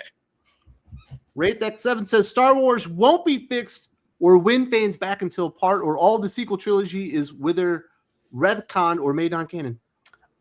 They spent way too much money on it. Yeah, I think that's a very hard, thing to put on Star Wars, that I can't come back unless you make this not real. And just go to a Death Threat time period and make a good movie. They do it all the time. Oh, Alien 3, not canon anymore. Alien Resurrection, not canon. How many canonizations have we gotten with Terminator? Now, granted, they keep making it worse. 2's not canon. Well, yeah, I mean, I don't think anybody's buying that, though. Well, I think like people can handle like two sets of continuities. I mean, look at over at Image Skybound, we got a Real American Hero, then we have G.I. Joe Energon. Why can't over on Star Wars we have our cake and eat it too? Sell to everyone. You can have your Disney stuff, but continue the expanded universe. You can continue the expanded universe. You can give us that Jaina Solo Fenn book we've all been waiting for. What was that, like the Sword of the Jedi? I want that. That's what, as an old fan, that's the stories that I want to see. So you can do both, and at this point with Kathleen Kennedy gone, maybe we could. Well, we are getting one good thing out of it, which is if you've ever been to Galaxy's Edge, they're starting to shift away from the sequel trilogy and take it back to the things people actually want to see. So that's good. I won't be satisfied until they say we're reskinning Rise of the Resistance and it's now Rise of the Rebellion, and you get to see the characters that you want to see, because it was already designed as an OT ride. And then at the last minute, they shifted everything over because Kennedy was like, we should be doing the new movies because, that's what people are going to want to see. It's the stuff that's moving forward. And then we saw it and we're like, no, we're good. We want to see the things that we loved, not the things that you're trying to sell us now. But if they didn't make the holiday special not canon, they're not going to decanonize the sequel trilogy. They can just ignore it. Exactly. Like they're never going to do it. And I wish they would, but it's obviously not going to happen. And I get why. But yeah, you just got to memory hole it and move on to some new era where you're not going to break anything that already exists, and we can get far enough of the way where we're not constantly referencing the sequels or the past, because you could go either, or you could go back, or you could go both. You could do like one for the movies, one for shows. You could like do either one works. Just get away, so that way we're not constantly reminded of, remember this shit that just happened that everyone hated. We're going to constantly remind you about it. We could just need to get away from that. Because the rumor is that Rey is going to show up in like the final scene of the Starfighter movie, which I definitely don't want. It's not like Darth Vader showing up in Rogue One or Luke showing up at the end of Mandalorian season 2. And talk about memory. No, because both of those characters people are delighted to see. Nobody's excited to see Rey. Well, here's a practical thing of memory holding too. I mean, we're just talking about Star Wars animation. What's one thing we're not talking about? We never have. Star Wars Resistance, the animated series, seasons 1 and 2. It was so bad. I didn't even finish the first season. It's on my shelf and it just collects dust. I mean, you own it? Terrible. I bought it because I'm one of those Star Wars fans that gave the Disney shit a chance. I did too. And but they turned me off almost immediately. Like Force Awakens, I was like, okay, I don't like this. I understand why they did this. I understand why it's the same movie. You just paid $4 billion for this. You're risk adverse. You're trying to like get people back in. You think that the prequels have all this hate, and they did have a fair amount of hate, but people like still kind of loved to hate them. Right. They still enjoyed things about them. Whereas the Disney stuff, people just hate them. They don't love to hate them. They just hate them. Like I got a great Star Wars shelf, and one thing it does not have, like I got Resistance season 1, and I didn't finish it because it was so bad. But I'll tell you, I do not have a copy of Rise of Skywalker. I will always have the I thought you had the book Rise of Skywalker. I got the audiobook from Audible, the unabridged audiobook. I read it twice, and I was able to get a return for it. They gave me a credit back. That was fascinating. I was like, can I return this? And I was like, this is terrible. It doesn't help anything. How does Ben Solo make a TIE fighter from the Imperial era hyperspace capable in that short time? I don't get it one bit. It blew my mind. I like the idea that Sully's like, can I get a refund? They're like, sure, we don't really offer. Yeah. It's Rise of Skywalker. Yes. So that one, yes, we will give you a refund. Then they look at the stats like, you listened to this all the way through twice? Yeah. Here's an he deserves his money back. And then considered it reading it. But nobody talks about Star Wars Resistance because it doesn't matter, and it's been memory hold, and nobody cares about it. Yeah, but that's not a movie. And it doesn't involve any of the major characters. Like, it doesn't ruin any characters that people love. It just doesn't matter. Yeah. Jagged says to announce Perch will return in Avengers Doomsday. That would be amazing. She's got like a fucking Pooh Bear there holding a kid, praying to Thor. Perch will return, maybe. I want Jim in Avengers Doomsday. I just want Jim to be like critiquing the whole movie as it goes through, just like somebody that breaking the fourth wall. Yeah, he's just a guy. All this crazy shit's going on, and Jim's just in the corner, like with a cup, just like taking a drink. Yeah. Look at Shuri. What is she doing there? Eating some chips and gringo sauce. Yeah, gringo sauce. That's he's trying to punk my ass. I got a lot of gringo sauce. Namor, bring me some tacos. Oh my goodness. Rate that 7. Lucasfilm needs to make George Lucas's planned sequel trilogy as either a series or animated TV films or live action trilogy. That would be cool. I would like it as a comic book or a book. That's what I'm saying. It'd be perfect for a comic. Just do it as a comic. Yes. Like J.W. Rinsler did on Dark Horse, The Star Wars. And it was based on the original screenplay. And it's for fans only. It's not, It wasn't great. It wasn't great. But it was fun. It was fun. The concept was neat. I remember. They do have an Aliens 3 book on Audible that you can read, Sully. That is the original treatment where Michael Baine's character doesn't die. Oh my god! And he's like one of the main characters along with Ripley. Oh shit! And it's really good. It's a much better story than Aliens 3 ended up being in the movie. But I should use my credit to read on Audible. I like the idea that Sully is buying books on Audible and then reading closed captioning of the books on Audible. Yeah, on his phone. But I think it would be a great comic book. They've done that plenty of times. I think Frank Miller did it with his treatment for RoboCop 3, I believe. They ended up making the comic and stuff. I think it'd be right for it. It was better than the RoboCop 3 movie, but it still wasn't good. I think the Juan Jose art was pretty good. Oh yeah, I mean Juan Jose's great, but the story itself, it was like you understand why Irvin Kershner was ripping pages out of Frank Miller's script right in front of him on set, going, "This is crap. This is crap." A lot of satire in it. Yeah, but not like a Paul Verhoeven level of satire. No. Caleb says Clone Wars gave us Captain Rex, Fives, Echo, Heavy, Wolf, and Gregor. I think he's throwing that in Decrepit's face, saying that there was good stuff in Clone Wars.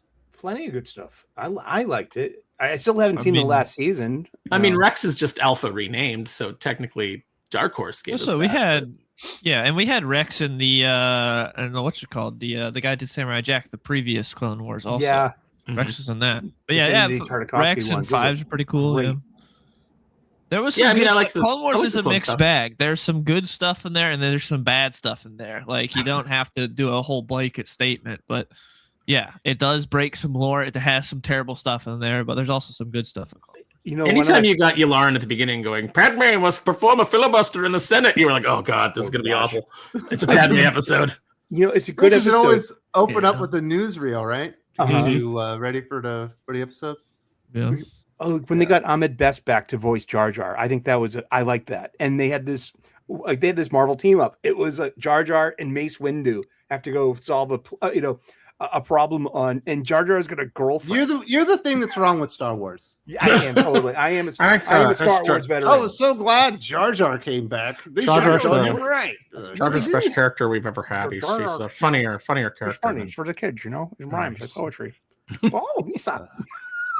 Oh, Jack Hava 8. She helped create the Indiana Jones style of dysentery. She cemented her legacy of uselessness long ago. Only a figurine of Spock gets more views.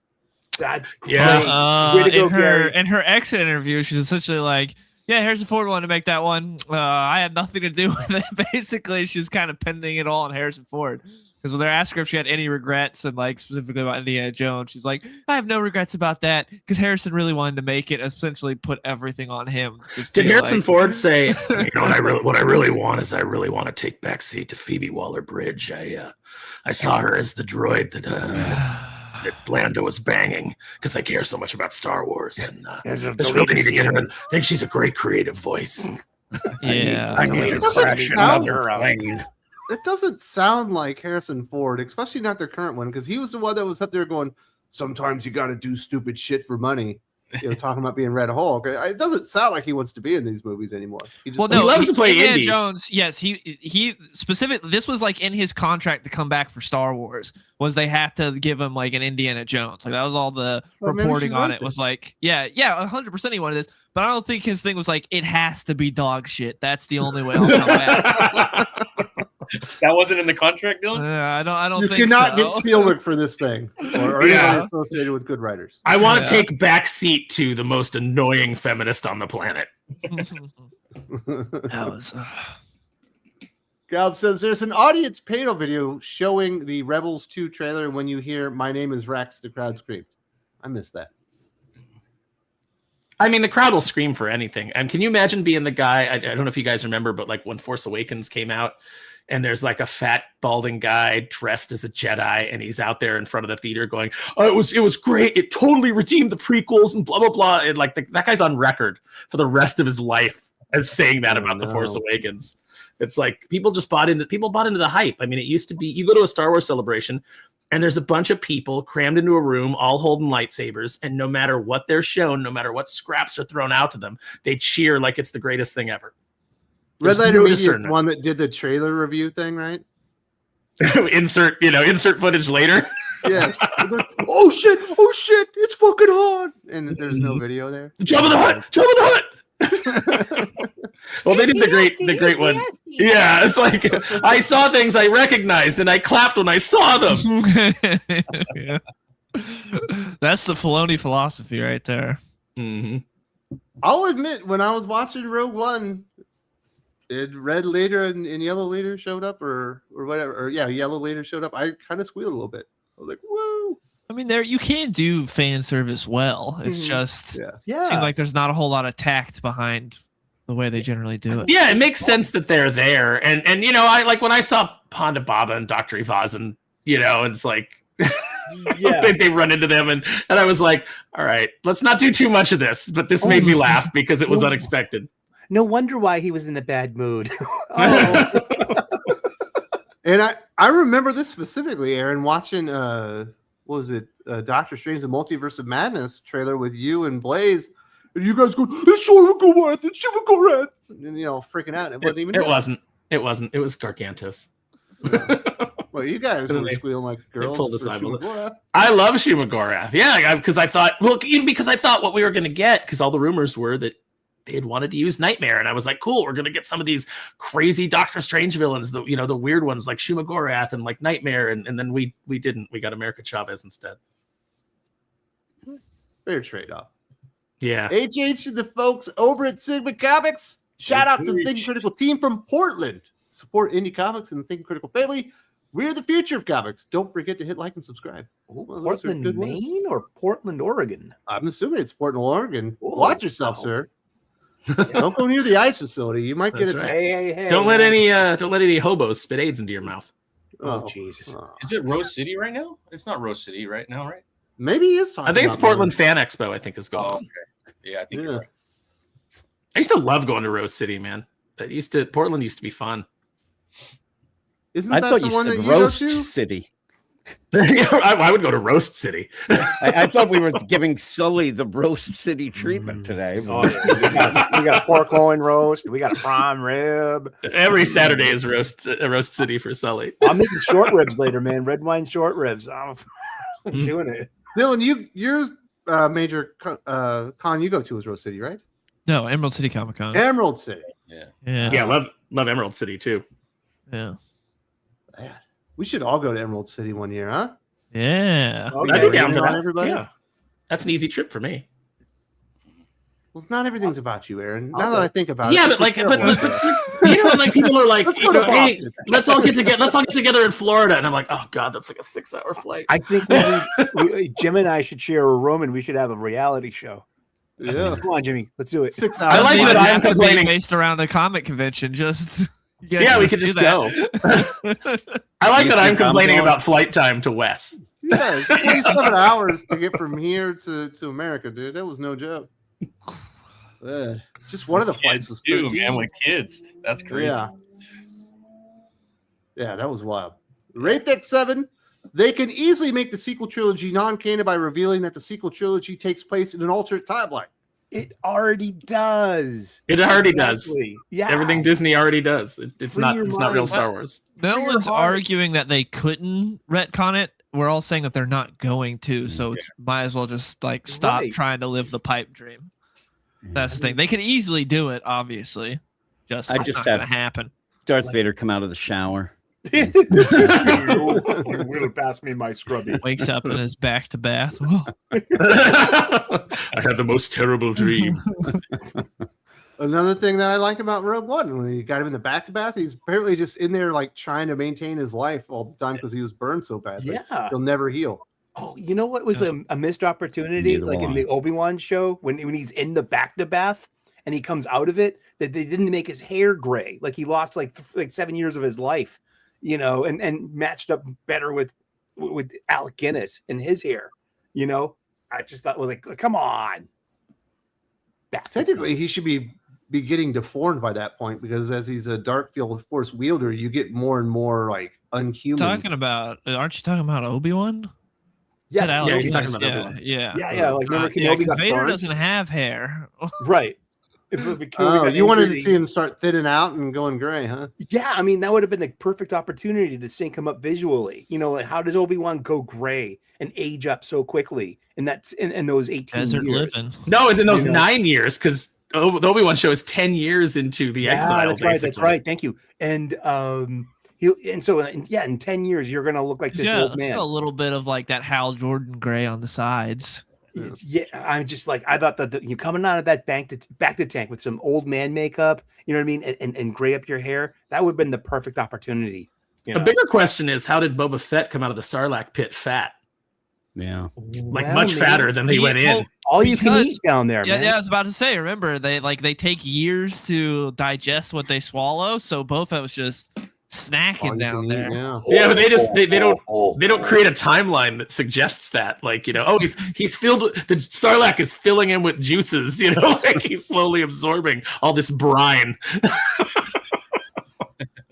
All right, Dylan. So who's the better Obi-Wan? Is it Alec Guinness or is it Ewan McGregor? They're both great, but they pull off different Obi-Wans. I love them both. I mean, You I have guess to make a decision. You have to have a I guess I'd be partial to Ewan McGregor, but they're both great. Like, they're both incredible. And also, I think Sully. what Ewan did was so impressive because he's in not the greatest movies, and he's putting up that performance, and he's making that dialogue that otherwise would be rough to hear enjoyable. What do you think, Sully? Team Ewan all the way. I got a picture with him and Hayden at this past fan expo, and just it's worth every penny, and it gives me joy to look at it as it hangs above my legendary Star Your Wars bed. shelf. Yes. No. That's I have a mirror. It's to reflect light and candlelight. Come on, man. It's a mirror, but it has Obi-Wan and Ewan McGregor painted on it. I've replaced all the Jesus in my house with Obi-Wan circa, episode 2, Oh, I love when people means- do that to their grandmothers, you know, the No, prank where they that's give them right, the candle with Yeah, with episode 2 Obi-Wan. Yeah. I gave this to my Mexican grandma and just telling her it's Jesus, and it's just Attack of the Clones Obi-Wan. Yeah, but I mean, Ewan McGregor for me, he pulled the prequels together. He was the best actor acting. You know what I mean? And he got to like really develop. He had character arc. He got to develop. You saw him age and grow up and kind of mellow out. Like the Obi-Wan that we get in episode 3, he is like the master. What's called Ataru? Is that his lightsaber style? I just like to get to that level of mastery. I mean, and we saw this character arc. Jimmy, I loved it. who do you think is the number one Obi-Wan? Is it Ewan or Alec? I still go with Alec just because the original, but Ewan was awesome, and they really picked the right guy. I mean, he was really, really good. And I'll go with Dylan. Like the idea that he was in such bad things and was still great. He does such a good job. Jim, rare tip of the cap. I like it. Who's your I know, number like one, some Thomas? sincerity. Like Yeah. I felt like Jim's pure heart, like the last little beating part of it come out right then. Dylan had to Thomas? explain how to really live and love. Dylan, explain to Jim how to love things again. I wish. Tell me how he died. No, I will tell you how he lived. Tommy, who's your number one Obi-Wan? I think I'm with Dylan and Jim on that. I think a little nostalgia for Star Wars, but I enjoyed Ian. I thought he's an amazing actor. So I don't know, different eras. I think they both did really well. How about you, Sparrow? Well, for me, it's going to be Ewan, and here's why. He just had more to do as Obi-Wan. He did have a lot more screen time. Even when I was a kid and I had the Obi-Wan figure, I didn't really know what to do with him because he was dead. It's like he puts the robot You gotta back make together him after it's just- destroyed by the same people. That's what you do with it. No, you make him just constantly lie to your Luke figure. That's what you do. Just trolling him the whole time. I think my thing at the end, though, if I do end up thinking in my mind Obi-Wan, I think of Alec Guinness because of the Star Wars, but Ewan was good. Caleb says Rogue One. I did giggle when Pig Nose and Scott made a cameo. I understand that reference. That's a Family Guy reference. Yeah. It's he doesn't like you. You don't even know me. I guess that's fair. I'm Pig Nose. This is my brother-in-law Scott. But this is a good moment because is it Cassian that? No, it's the guy that he's with that almost gets killed, right? It's Is it God, I Jin? can't remember her name. Jin. Jin or so? Yeah. So that's my problem. Don't ever remember their names. And then he says Kathleen Kennedy definitely showed how vindictive she is by the way Johnson killed the characters like Aqua and even Snoke. I mean, come on. I mean, I don't think it was vindictive to kill Snoke. I just think it was stupid because, I mean, It when I ruined saw the from the story. very first moment I saw Snoke, I was like, I am not interested in this character. Mhm. And I was not invested in any mystery of who he was or where he came from because he looked stupid. And then in the second movie, he looks even more stupid in his gold lame Hugh Hefner robe. And so I But was he's like, I hate supposed to this be character. Plagueis, right? Wasn't that the big rumor? That was There's a lots of rumor. big rumors, but like, do you think J.J. Abrams knows who Plagueis is? Do you think Rian Johnson does? don't I know. was fine with killing Does Snoke Tony if they Gilroy had an know? actual plan going forward. That was the It problem. wasn't Palpatine? Yeah, because I'm fine with killing Snoke. I think that could be good, especially if they stuck to their guns. If they would have, because that's my biggest problem with The Last Jedi is the fact that it introduces interesting concepts and then goes straight back to status quo and is too afraid to commit to its ideas. Like if you would have had Rey and Kylo team up to create some new sort of faction that's in between light and dark, that could have been interesting, something to explore. But instead of like, no, Kylo just goes back to being bad and Rey actually goes to being good, and actually we do need the Jedi again, and she gets all the good guy Jedi books and everything's status quo again. It's like, why are we introducing these ideas if we're just going to run away scared? It did that like 8 times in the movie. It pissed me off so much. But if you remove The Last Jedi, it makes no real difference between The Force Awakens and Rise of Skywalker because nothing of import happens except that Luke dies. That's the only important thing. I mean, what else is in there? Oh, you wouldn't get the introduction of Rose. Oh no. Like she's so important in The Last Jedi. Like she could just be any random tech walking up to them. It doesn't matter. At the end of the day, nothing Last Jedi did mattered in the context of either movie. And in fact, it broke Star Wars. So it's abysmal. And even Luke dying, it doesn't really do anything because he was he was at 10 seconds of the first movie, and then he has no effect on the last movie, so it didn't really matter that he died in The Last Jedi. Like I hated the scene with no Yoda effect. where they burn all the books, man. Yeah. Also, that puppet looked off. That puppet looked weird in The Last Jedi.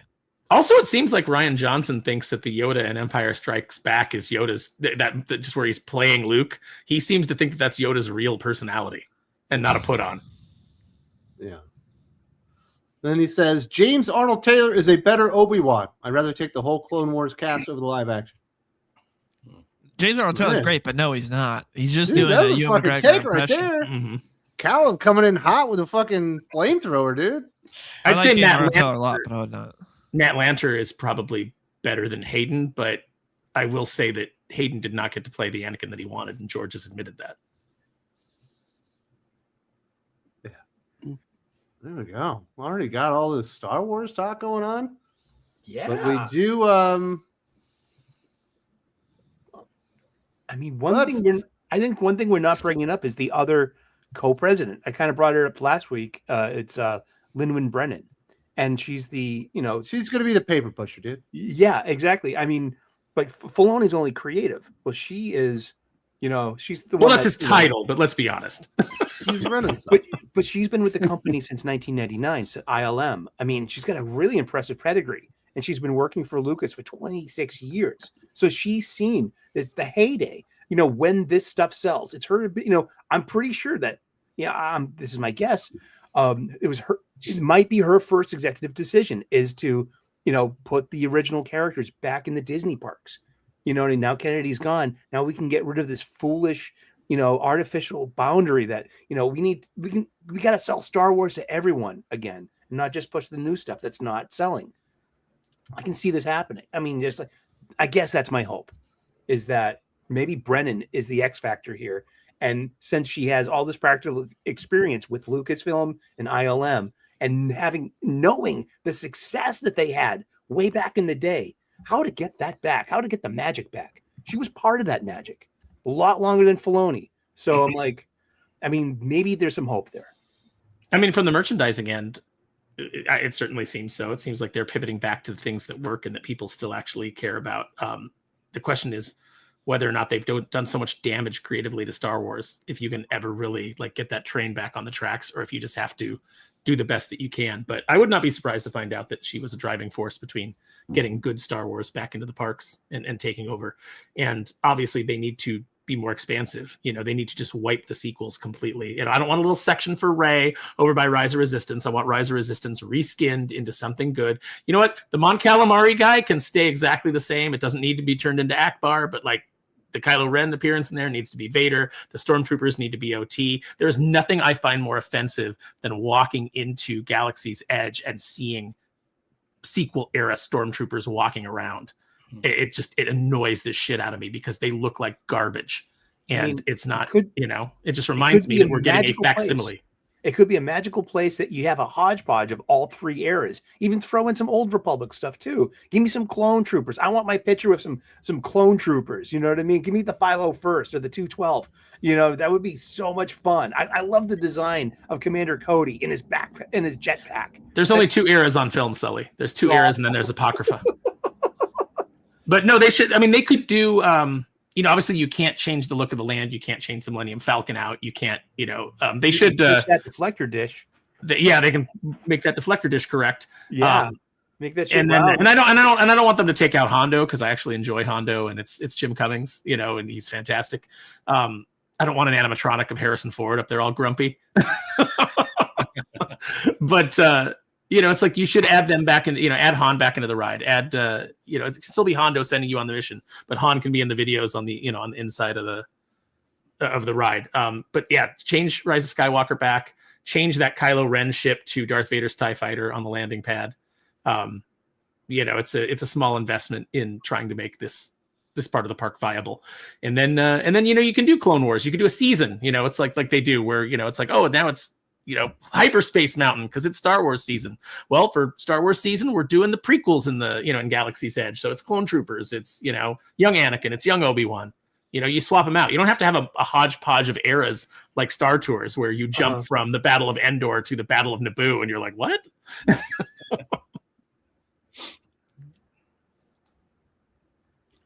Okay. That's my take. Jim, what do you think? I love it. I've never been to any parks, and I envy that you say it as if you go every Wednesday. No, I haven't been in a couple of years now because I just got so turned off to Disneyland. And I used to, I'm Southern Californian, so I used to go to Disneyland a couple times a year. And just the last time that I was there, I think we'd gone with some friends, but I was sitting on the bench with my friend Marie, and she just out of nowhere, she just looked at me and she goes, "Do you enjoy this anymore?" And I was like, "I'm not having a good time today." I was like, "I'm faking it for everybody's sake, but no, I'm not enjoying myself." And she goes, "Me either. It just kind of feels empty, doesn't it?" I was like, "It does." And I think that's just an overall feeling about Disney in general is, when Walt was running it, and even after, Walt had passed and you still kind of had a Disney magic, even under Eisner, you had a feeling of Disney magic when you went to the parks. And now it just feels cold and corporate, and here's our IP, and you go over to California Adventure, which has never really been a great park, but you go over there now and you walk around Avengers Academy and it's like, this sucks. This you tore out all this stuff to put this in, and this is the most boring land. And what's the big appeal? That I can get a picture with, fake Captain America.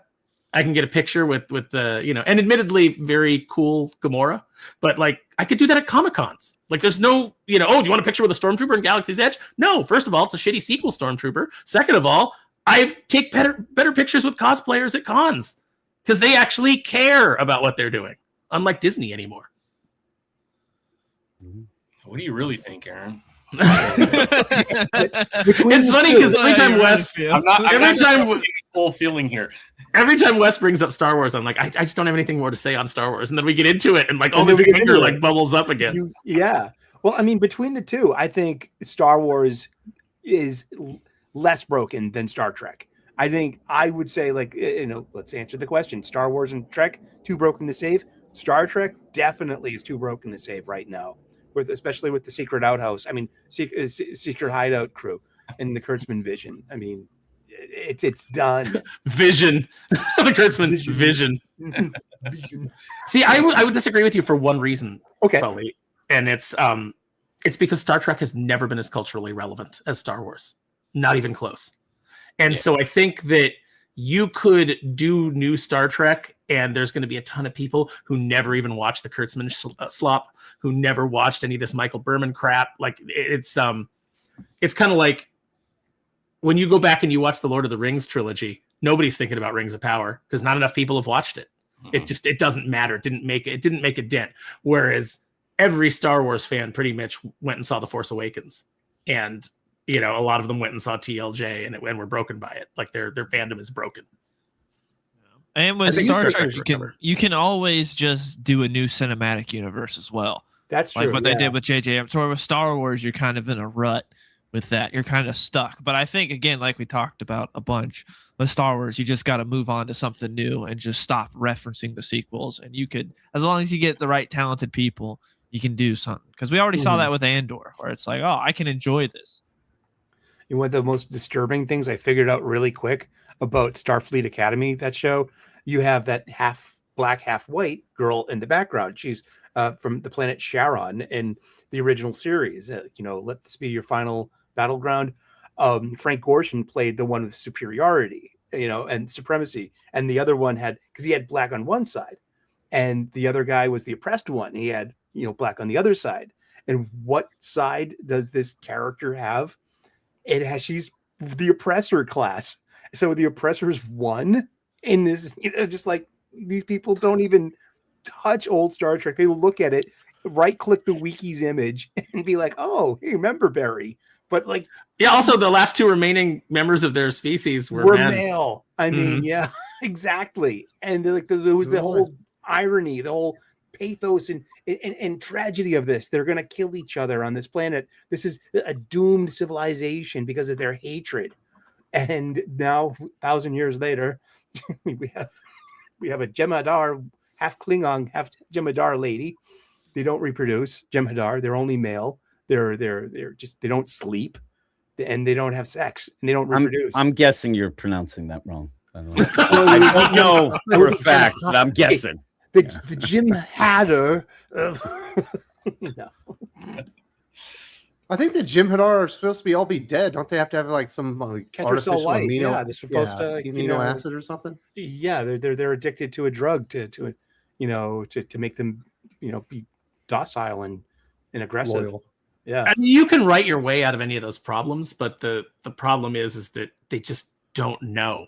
They don't even know that there's a problem to be written out of. They just take things and they, it's like, oh, what do we got on the shelf? Hey, remember that Frank Gorshin alien? That looked kind of cool. Cool. Hey, do we need to know what that alien race was about at all? Nah, just plug it in. Listen, he's about equality. It's like the Ebony and Ivory, the old song that my mom liked. Living in harmony. Look at her. So, Jim, Sparrow has taken, the approach that, as long as the sequel trilogies are there, Star Wars can't be fixed. You've taken an extreme approach that as long as the prequel, sequel trilogies and anything besides the original trilogy exists, Star Wars is broke. Again, I don't know if it's broke. It's just not for me. I just don't like it. I ended up where when I watched the prequels, I have like those more as it's gone on, but I still don't love them. And it ends up where one guy I knew said that the thing that made Return of the Jedi great was the Phantom Menace, and then the thing that made the prequels great were the sequel trilogy. And I just, it's not for me. I would never go and watch any of that again. And yet I've watched Star Wars in the past like 3 months. I actually watched, the old school edition deal and had fun watching it. But it's just, I just don't like them. And then I said it happened with The Simpsons as well. It happens with something that keeps going that I'm like, oh, it's my favorite TV show until I hate more than I like. And that's what it is with Star Wars now. But if they ended up changing things up, rebooting, whatever, I would give the first one a chance, but I wouldn't have the expectations or the hope that I had when The Force Awakens came out before I saw it. I was very excited. When that came out, I thought, okay, we're getting back to the basics, and it was a bit too much back to the basics. But I just, again, I'm not a Star Trek fan at all, so I can't even speak about that. But the Star Wars stuff, it just ends up, is it broken because I'll never go watch probably anything? Then yeah, because it just, I don't even care anymore. I find out about things in Star Wars a month, 2 after they come out. And I used to be just, begging for things, and those days are gone. What's with the retroactive hate for Return of the Jedi? This is a great film. Yeah. It just was goofy when it first came out. It just, the Ewoks were looked at as goofy. I don't mind them. I liked a lot of things. The one thing that I laugh at is when people say that the after effect of carbonite freezing is becoming a pussy, but that's fine with he, like, and if you like Han, like, he's thrown off in that, but I think he had some thinking time when he was hanging on the wall in Jabba's palace. I love the Ewoks. I watched Caravan of Courage. It was a fucking good movie. Yeah. No. I think you go grab your kids' pom-poms and start dancing. I watched Star Wars Droids. I watched the Ewoks cartoon. It was all good. The post Return of the Jedi stuff that we got was where I realized, Star Wars can be disappointing. I'm telling you, if you're old enough, and and when you saw the Ewoks, you're like, okay. Then when you found out that they were supposed to be they were supposed to be Wookiees, then you really got upset. Like, that was the idea. Like, what the, oh my God. Like, but that was the fun of the things before too. First off, waiting for things, and you used to play, hey, look, I'm Luke. And you might have been Princess Leia there, West. But the idea of all that was, I don't feel that anymore. I don't, not that I'm going to go out and start running around my neighborhood. Star Wars kids, let's play Star Wars. But I didn't even get that idea. My kids, when they watched the sequel, they had no interest at all. But yet, when they watched Guardians of the Galaxy, I saw the first one. I saw them actually feel like I did when I watched Star Wars. So it's possible. You just have to get the right people and stuff, right? Well, story. there's a big component of that too, is that there's no mystery to anything anymore. There's no waiting. There's no, everything is so immediate. Like, people have asked me before, they're like, they say, like, I never understood why Boba Fett is such a big deal to fans. Like, he's in the movie for like 5 minutes. And I'm like, well, you got to realize there's a couple of things going on there. For kids that were growing up, they sent away for that Boba Fett figure before he ever showed up in the movie. So you got this badass looking dude with all these weapons on him, and you projected your imagination onto him. All you knew was that he was a bounty hunter, and then you kind of had to ask somebody in your family, what's a bounty hunter? And they'd tell you. Doesn't he also couldn't he shoot a rocket or something? That never came out. That never came out. It was never released because some kid had a Colonial Viper from Battlestar Galactica and shot it into his throat and choked to death. And so they nerfed the rocket before it came out, but he was supposed to. Ruined it. Yeah, there's some kid, just we had the creepy crawler ovens, and we got burned. We all got burned, but we had the sense not to go crying to mommy about it. And then as soon as some kid did, mommy cried to Congress, and pretty soon the great goop factory shut down forever. Yeah, it was my mom. Final was Destination style death. Yeah. It was my buddy had a Viper, and it was awesome. That was cool. I had the Cylon Battlestar, and I loved it. Yeah, awesome. But you used to be able to project your imagination on this and get attached to it as a kid. That doesn't exist anymore. They've lost a whole generation with these terrible, terrible Disney products. There's no kids that are coming in and are excited to get the figures. I mean, it used to be Star Wars dominated the action figure aisle, at Target, at Walmart. And now you're lucky if you get one peg of vintage figures and one peg of Black Series figures. And, you're lucky if you get that, because it's so irrelevant to kids now. They're not going out and they're not getting attached to Star Wars. So you can do this Sean Levy Starfighter movie. You can do Mandalorian and Grogu, and they're not going to move the needle. You're not going to see Star Wars be this big cultural force for at least a decade, if ever, again, because it's just not relevant to people anymore. Yeah. Plus, there's lots of stuff featuring Boba Fett outside of the movies that really explored him and makes him pretty badass. After the fact, but but from Empire, in Empire, he's the only guy in the films that talks back to Vader and doesn't get killed for it. Clearly there's a level of respect. Even as a kid, I picked up on that. And then, he almost takes out Luke in Empire. And then he would have taken out Luke in Jedi if it wasn't for Han's comedy bumbling. So both ways, you're like, that guy would have killed this Jedi. Yeah. So he seemed cool, and he had a cool suit that did cool shit. And then when you saw Attack of the Clones, it was one of the only things to be interested in, because you got to see the practical application of the Mandalorian suit in live action. Do we have it? We never got an explanation for the braid, and we can only assume that that's a Padawan. You did if you were subscribed to Star Wars Insider. It's Wookiee braids. It's Wookiee scalps. Yep. Oh, cool. I love it. I think you bring up a good point. I think the mystery that was in that era built a lot of that. Today, there's no mystery with social media and YouTube channels. Everything will be broken down to the nth degree. So there's really no mystery around some of these characters. There's a lot of mystery around Boba Fett, which made it really Wolverine. No, even Baby Yoda, as soon as they gave him a real name, you're like, okay, he's less interesting. I mean, they flush it out so well that there's no mystery. Right. Mystery is really important. He lost his coolness. Right. They gave him a shit name too. They were like, oh, what should we name him? I don't know. What do babies do? Oh. Well, they grow up. Okay, so grow, and then don't babies say goo goo? Oh, I could grow goo. All right, we're off to the races, guys. That's his name. I thought it was more of a re-lettering of George's name. I thought that was a George Lucas reference, like Filoni trying to be it was Favreau. That was Favreau trying to hey, this is a Lucas reference. That's George's name. Oh, I don't know that my version is correct. I made that up. No, Sully's wrong. Sully's mispronouncing it. Listen, you and Grogu go back for a long time. Groggy's my favorite Star Wars character. Yeah, but it's definitely not just the movies. You look at comic books. I think in February and March, there's one Star Wars comic book coming out from Marvel both months. That's not nearly what they were doing in the past. We're getting far less Star Wars video games. What is it? Going to be Star Wars, just the Kevin Scott one, Star Wars Volume 3 there?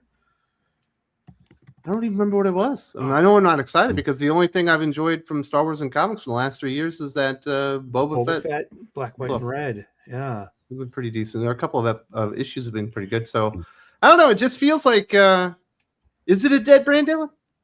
I mean, it feels like just Disney has no idea what to do because they've failed pretty much every step of the way. So yeah, it feels kind of, especially when seeing Kathleen Kennedy in her exit interview talk about their plans, where it's we have this, this, and this, and everything's kind of in production, but also on the back burner, and we don't really know. She's like, I don't want to commit to anything because I'm not even handling any of this in the future, and so it's feels like they don't really have a whole lot of ideas. They're waiting to see on Mandalorian and Grogu and Starfighter if it's still a movie brand or something. Well, you can't tell me that just James Mangold turned in the most brilliant script, and then also tell me that Rian Johnson made the best Star Wars movie, and that it's really, really good, and get any credibility whatsoever. Yeah, or be the script's so good that we're gonna wait a while to make it. We're in no rush. We don't really care. You think, oh, this is so good, we need to make this now. Oh, Taika's script is hilarious because when I think of a Star Wars movie, what I want is hilarity.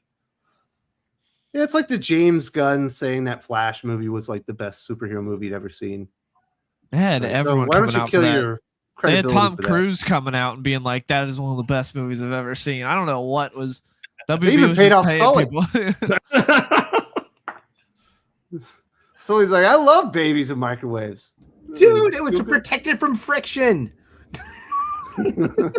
I loved one of my favorite things is when there's a terrible superhero movie and I have not seen it yet, but Joe Corallo goes and sees it and then calls me and gives me his review.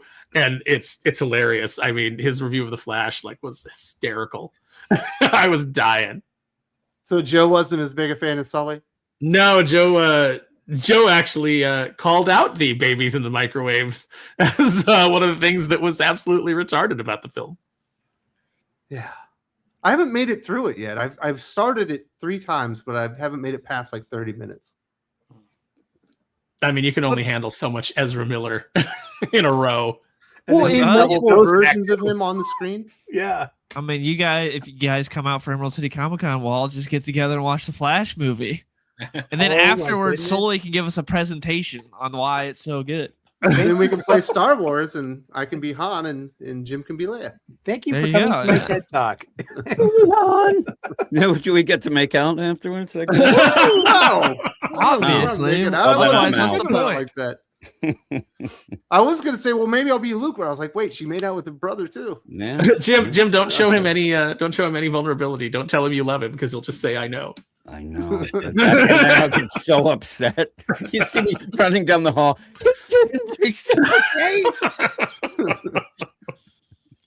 My wife and I wore matching Star Wars shirts to Comic-Con. I had the little gun that says "I know," and she had the Leia buns that said "I love you."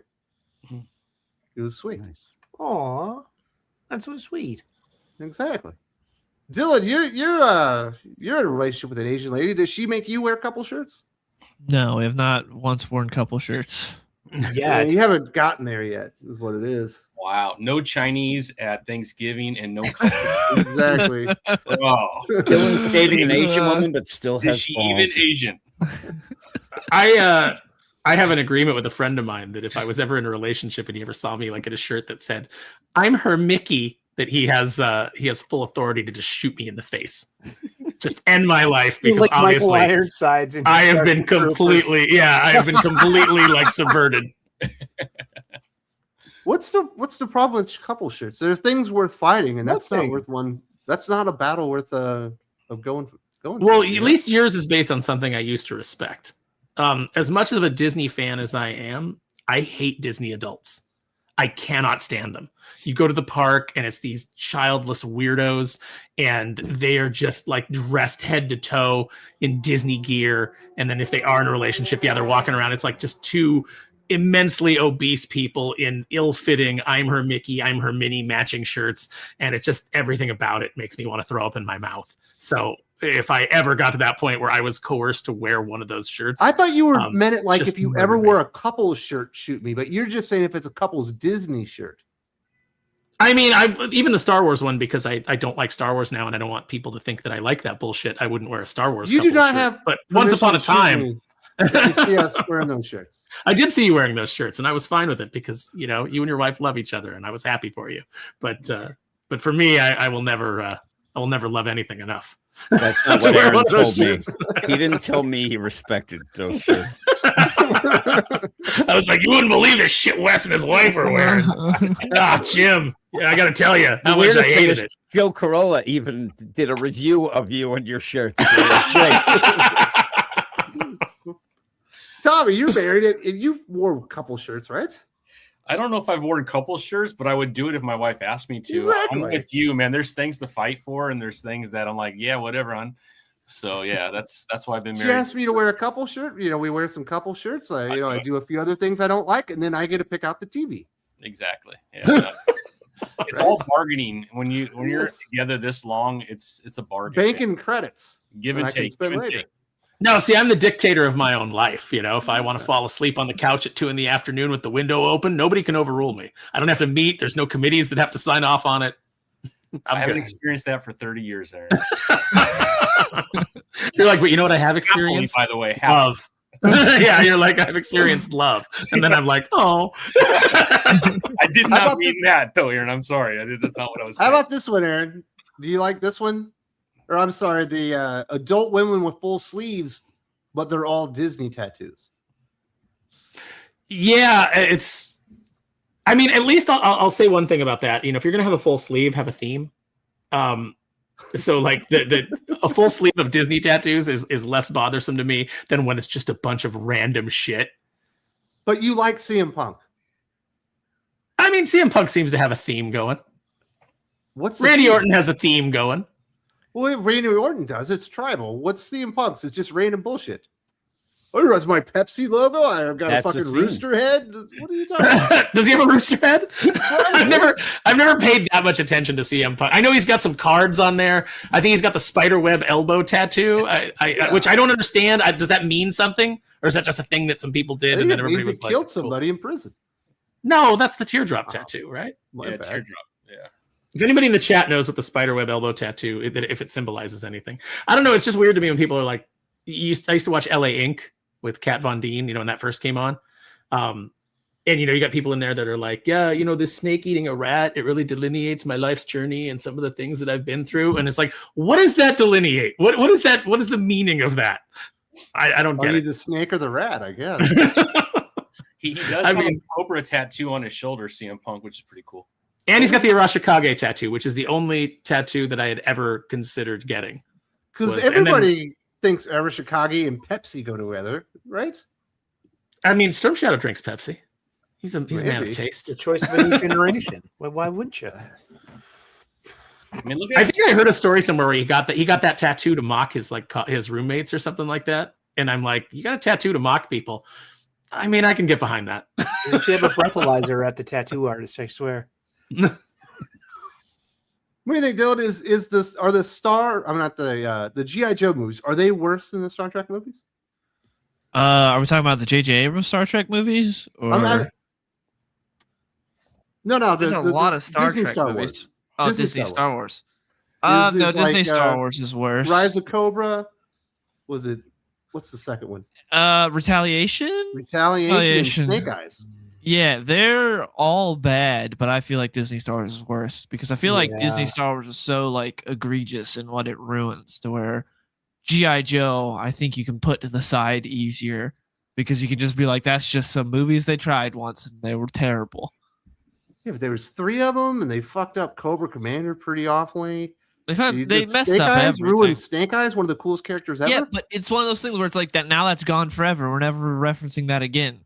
Where with Star Wars is like this is the new canon, They cast The Rock as Roadblock. Come on. And then they tried to make Roadblock like a main character leader, and it's like that's not who Roadblock is. Why are we doing that? Does anyone? The speak Rock is positive- franchise Viagra. If there was Yeah. something that could save G.I. Joe at that point, it was The Rock. What other franchise has he saved? Has he saved any? Fast and Furious? He didn't save it. That was already on the up and up before he came in. Nah, he made it relevant. He didn't. He's never saved the one franchise. I think that Saved island the Mummy? movie. Remember the Brendan Fraser going to an island movie, and then The Rock was in the sequel, and it did well, and so that was like where he got that Journey to the- reputation. Oh, he Jumanji. saves these franchises. He doesn't. He's never been a successful leading man in anything. He's always part of an ensemble cast. He's If the movie is the successful. 10th highest grossing actor in the history of film. Because he jumps into franchises that are pre-established and already have a fan base and are ensemble casts. Yeah, I don't think he's a savior of anything. I don't hate The Rock or nothing. He does a good job playing the same character in every single movie he's in, but he's not like some savior. I don't think there's a whole lot of people like, man, I gotta go see that because The Rock's in it. Have you seen the Ryan George pitch meeting where they're talking about some movie and they say something about like, so it's set in a jungle, and he's like, shh, shh, shh. And he's like, what do you? And he's like, if you say that it's set in a jungle, we have to cast The Rock. He will hear you. All right, He'll so show up in Jim, that same shirt. Jim, you have to bounce out of here. Yeah, I have to get going. I'm getting You got any yelled at. comics you want to recommend this week? Batman and Robin, I will recommend. But that's about it. That's what You got any dirty songs that people need to know about? Oh yeah, I have a bunch of those. You'd probably get demonetized if I mentioned the titles. But yeah, I have some stuff at Sus Records. If people want to go over there, that's where my money's at. So, but also I will be doing our regular DC Comics podcast. I'll have that done this week, and might start trying. I say it every time, but might start trying to do a couple more commentary videos. But yeah, I'm getting yelled at, so I'm gonna bail before I get hit. You don't want to fight that. Jim, before you go, I love you. I love you too, Aaron. Oh, see, you're supposed to say I know, but I feel warm. I feel warm inside. I'm the Princess Leia in our situation, so you actually were a nice Han Solo. But thanks, everybody. I will talk to everybody later. See you, Jim. Yeah, a lot of people are killing me over my take on liking The Rock. The most, Oh, the best comment I saw is by Terranigus 4241 said The Rock plays The Rock with the acting prowess of a rock. He was good in the Smashing Machine, though. That was the one time he put in effort to play a different character. But he was awesome in The Rundown. Yeah, right? Christopher Walken and Sean William Scott carry The Rundown. The Rundown was great. Tooth Fairy's not that bad. The Mummy Returns is really good. Scorpion King's a good film. I like Walking Tall. Exactly. Walking Tall is an amazing good one. That should have been Stone Cold Steve Austin in that role, though. Well, maybe. But then we found out that the Walking Tall is bullshit. That guy killed his wife, so that whole story is but he becomes a villain in the end, I guess. Yep. What about that one with Kevin Hart? Was that any good? CIA. Which one? Central Which one? The 75 movies he's done with Kevin Hart? But aren't they funny? They're like like no. Bob Hope and no. Central Intelligence is awful. There's another one that Jumanji. They were in the Jumanjis together. Yeah. First Jumanji's not bad. Yeah. Agreed. That's all right. No, fun enough movie. But Kevin Hart's a tough pill to swallow. He's not very funny. I mean, if you put Karen Gillan in something, I'm gonna like it. That's a good point, Aaron. Kevin Hart was funny when he first came on. The problem is he's been doing the same bit forever, and it's got old very fast. Hey, should we make a joke about how short he is? Yes. Many of them. Dude, I forgot about Skyscraper. He did Rampage. That's another good movie. Skyscraper sucked. Rampage was retarded but fun. He's an action star. It's supposed to be retarded but fun. And he was good in Doom. I love that Doom movie.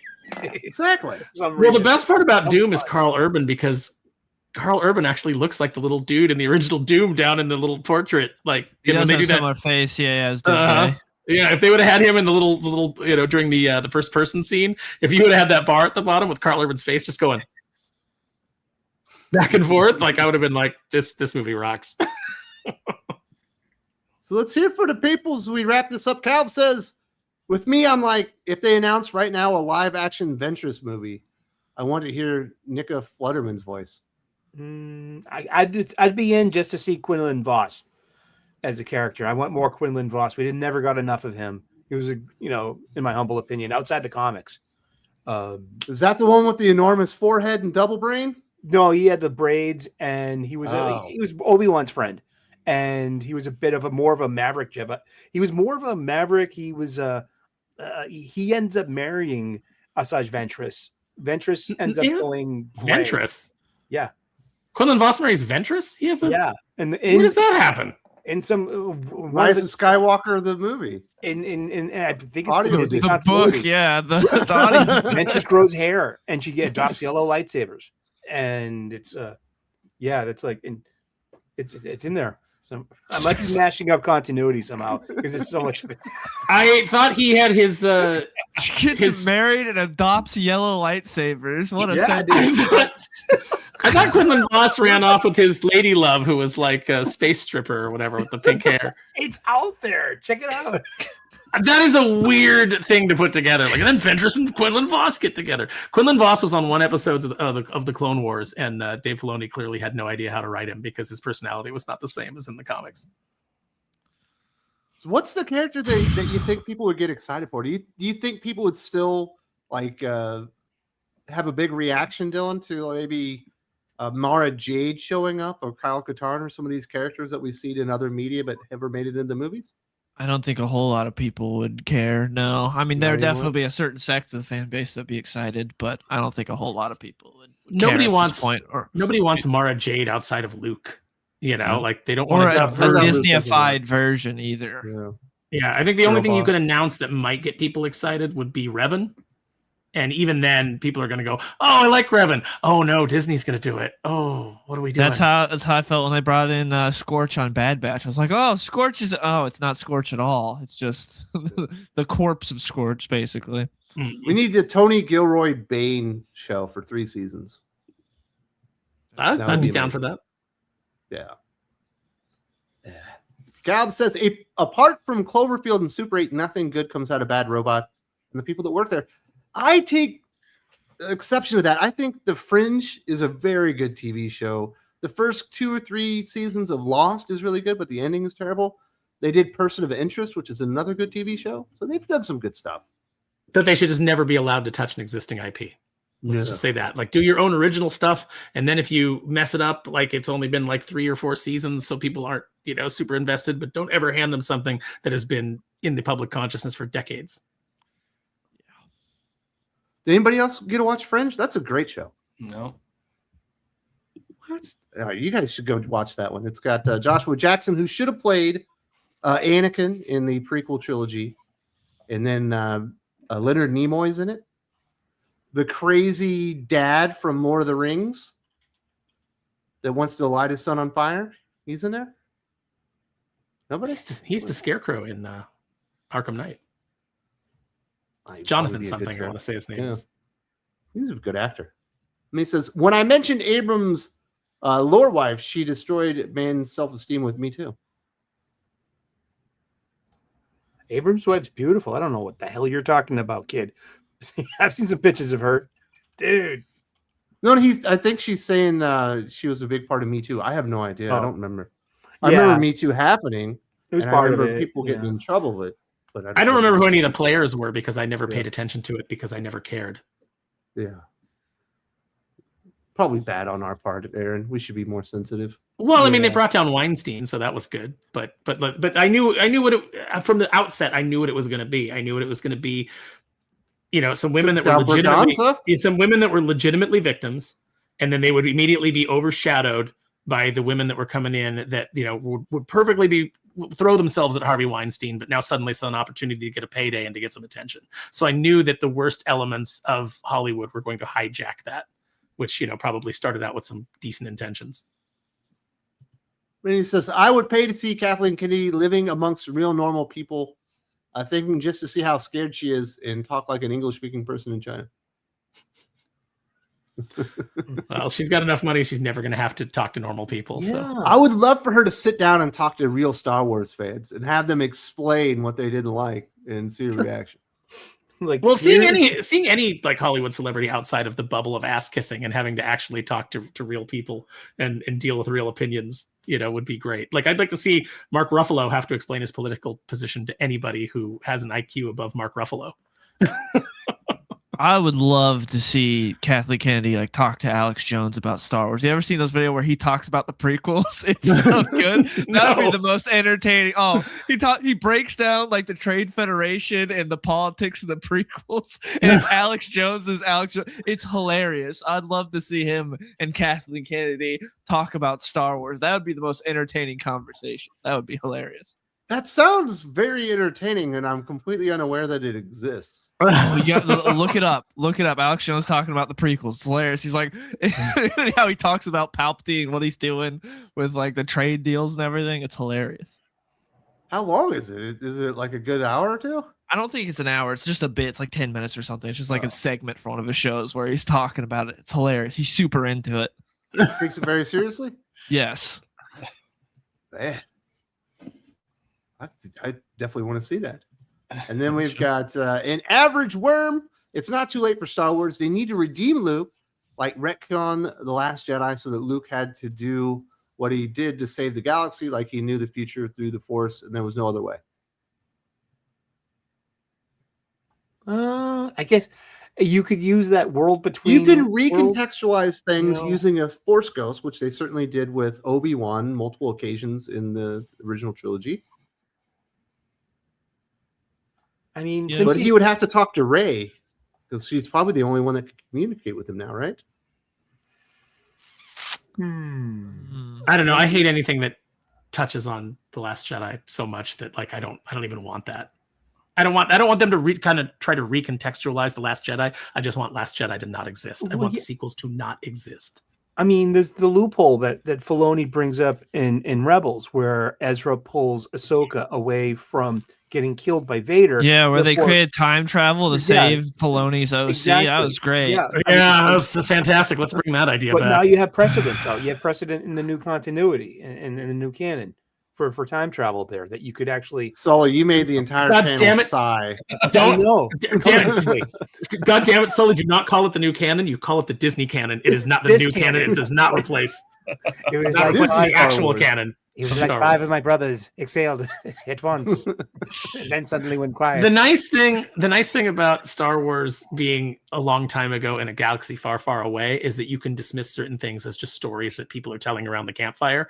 And the sequels are obviously Jar Jar suffered a traumatic brain injury, and he's telling the story of what happened in the galaxy after the fact, and you can just discount all of it. You know, it's just anything Disney you can just throw out because it's stupid and it doesn't matter, and it's being told by somebody dumb around a campfire. Hey, Jar Jar, shut up. No, sir. He's demanded by the gods. It's not real history. So with what they did with Luke in The Last Jedi, could they bring him back, like even as a younger version of the character, or do you think people even want to see that anymore? No, I mean, like even the new Star Wars stuff, like the Marvel monthly book, what does it matter? All roads lead to the sequel. And so it's just, who cares what Luke does in these adventures after Return of the Jedi? I mean, he's going to fail. He's going to whip out his phallic lightsaber in his nephew's tent one mad night. And you know, and that's going to happen. I mean, That was the most un-Luke thing in the history of the world, wasn't it? yes. I was like, what what Mark Hamill said. I categorically disagree with every decision you made about my character.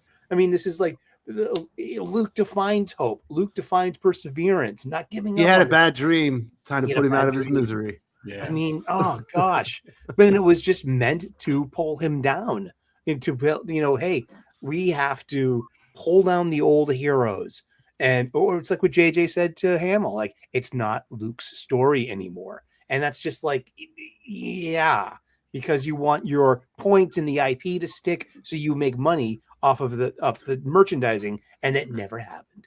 Well, here's an idea, JJ. Why don't you tell us, you know, if it's not Luke's story anymore, and that's your starting position, why doesn't your secondary position be, but it's a story worth telling? Because that's what you never really accomplished. And that's what JJ has never been able to accomplish, because JJ is not a writer, and JJ doesn't understand how to write, and he doesn't understand, like he knows how to set up a shot, and he knows how to do a bunch of lens flares, but he doesn't know how to actually create characters and create compelling stories. It's you know, it's 16 years old now, but I watched it a couple of weeks ago, his TED talk about the mystery box, and about the mystery box itself, this toy he bought at a magic store when he was a kid, and he's never opened it. And you know, it would be great that, like, after, on his deathbed, he finally opens the mystery box, and there's going to be nothing in it. You know, something like that. You know. Yeah, you bought nothing, because that's what your mystery boxes are. They're nothing. Yeah. Oh, well, I don't explain anything. It can be anything. But the problem is, with a mystery box, you have to pay it off. You as the creator have to know what's in that box, so that you can build around it, and then you can do the reveal, and people will be like, "Oh shit, I'm glad I waited for that." No, it's a story for another time. Ben Percy's a mystery box writer in comic books, anything that he does long form. And by the time you get to the mystery box, he's introduced 2 more mystery boxes. I guess it's supposed to keep you engaged, but really you're just waiting for the conclusion to find out, and it almost always disappoints. That's the problem, is you better have something good in that box. Yeah. But it better be Gwyneth Paltrow. You got to at least have Gwyneth Paltrow's head in the box. It's got to at least be that. That was one of the crazier moments of movie history. Did not see that one coming.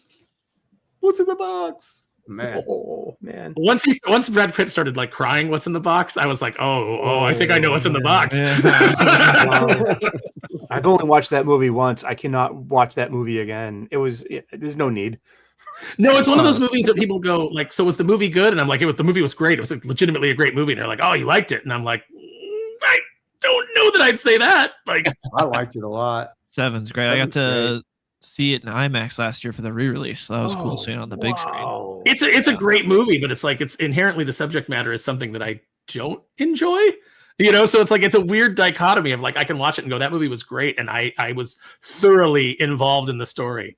But I came out needing a shower. Like I felt icky. The guy that he overfeeds, that's the roughest part for me. That's Until he explodes. yeah. He goes all into that and breaks down how he did it. Oh, just the nasty. Polaroid. I don't know. The of the leather appendage suit. Oof. thing was pretty rough. Oh Yeah, yeah, the where he knife makes that yeah, was- that one yeah, was Just the Polaroid of it. That's all you Yes. got. And then you got the guy shroud with screaming the blood thing stain. that he did this, and you're like, Wow. oh, It was that's just indelible, and it was so it's just and it leaves you to fill in the details and just gives you so little, but it's just your mind has to go there. It was so gruesome. Oh, I love that, like Space. I love too that like Spacey was like, I don't want my name on the movie poster. I don't want my name in the opening credits. You know, like I just want to show up. And it was a very shocking moment. I remember in the film, I was like, oh shit, Kevin Spacey's in this? yeah. There's a moment like that in Looper, which is, I guess, maybe the best thing that Rian Johnson will ever do in his life, 100% the best thing he's done. where they capture the older version as the younger version is like escaping. They start like sawing on him, and you're like, oh god. They just started cutting bits of him off because you start seeing him disappear. And I was like, it's one of those things where you know what happened, but they don't show it. But your mind, as Sully said, just fills in the blanks, and you're like, oh no. All of a sudden, future you is missing a finger, you know? Yes. Well, what else is he missing? That's where I was like, oh god, they cut off his. Ugh. Yeah. That'll probably be the best. Now thing I'm he ever reminded does. of your Hall of Fame guest who said Seven was his favorite horror movie. I mean, is it a horror movie? That's the thing. I don't think it's a horror movie. That was the thing. 'Cause Seven's a fantastic movie. I don't think it's a horror movie. But It's I remember definitely horror related. It's got body horror elements. yeah, Well, I it would is a not serial consider it. killer, and yeah, but it's not really about the serial killer. It's about the cops, Yeah. right. Okay. which kind of changed. You know what I mean? But I can see like an earlier kind of inspiration. Like there was an old Vincent Price movie called the Dr. Phibes movie, and it's got the same thing. It's like you got all these gruesome revenge killings based off the 7 deadly sins, and that's exactly where all that setup came from. But Yeah, that like if was- Seven was from the point of view of the killer, and you knew right. the cops were there that were trying to catch him, it's a horror movie. But because it's from the point of view of the cops, and you're not really seeing the killer, you're only seeing the after effects and them trying to get to the bottom of it, it becomes a thriller, right? Yeah, it's definitely a thriller. That's fair. Caleb says, at this point, Star Wars is dead. Deader than KK unborn males. Yowza! Is there something in the drinking water in Australia? Dan Enda there. Well, Caleb's coming in hot. Coming in hot. I think that's probably the most disappointing thing about this, Aaron. You know, when you see the Last Jedi, it's like, wow, they got to get rid of this person. And you kind of wait for it. You'll realize they waited so long that nobody's going to celebrate this. Like, it's about time, but it's not a reason. Like, there's no hope left. No, and when they announced the replacement, and you go, oh, all right, some more of the same. Because you know that, like, he's just been completely on board with the feminization of Star Wars. Chris Gore said it, and he's right. Turning Star Wars into a girls' brand, trying to do that, is the costliest decision in Hollywood history. Very good. This is a fun show. Basically talking about Star Wars for 2 hours. I could do this. When you Best make Star Wars conversation Nothing to since the say about prequel Star Wars. when you anymore. take a male property and you make it something that Rachel Leishman will pretend to have liked her entire life, that's the end of that franchise. Well, let's get some recommendations now. Aaron, obviously you read comic books, but you're more of a toy guy. Do you have any toy recommendations this week? Did you get anything badass? Yeah, I picked up Heavy Duty from G.I. Joe, and that's a damn good figure. That's the new Target, right, Aaron? Yeah. Yeah. So the new stuff that's coming out from Classified, like, you know, obviously I'm a big G.I. Joe fan. Obviously the comics are on fire right now, but the action figures are also on fire. They're doing a great job with that line. And then I put in my order for 5 Night Vipers. Those won't be out till April, but you know, I got to have at least 5 of those. Oh, see, there you go. Bam! Heavy Duty right there. Dude, you got your Ninth Force Beachhead and Quick Kick, dude? Yeah, I got that. That was sent to me by Destro Designs. Yeah, pull them up. who's What on are they? Twitter. It's got I don't have them like right here. I mean, I gotta go get them, but I don't have them right here at the never desk. But You gotta come but back yeah, with the toys next time. I did get. You know what I did get for Christmas is Marie got me these Tekken figures. And so I guess these are like $30 figures, but they were at Ross for like $15 each. And so it was like that was an easy purchase. You know, I like my fighting game figures too. So those are pretty good. Is G.I. Joe classified the #1 action figure line in toys today? I think so. Yeah, I think for me it's right up there with Mythic Legions as far as like my enthusiasm for it.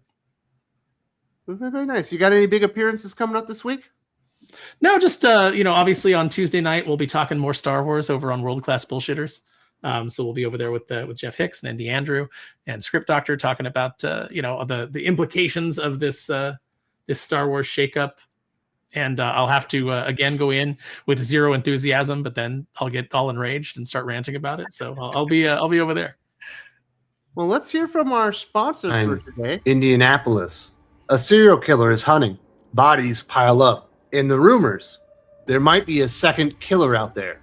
Bloody Echoes is 48 pages of bone-snapping, blood-curdling horror that asks one question: what is the true nature of evil? Reimagined by Dolan Waddick, alongside award-winning editor Joe Corallo, going deeper, darker, and bolder than ever before. Covers by Marant Michaels, Jeff freaking Darrow, Jonathan Glapion, and more.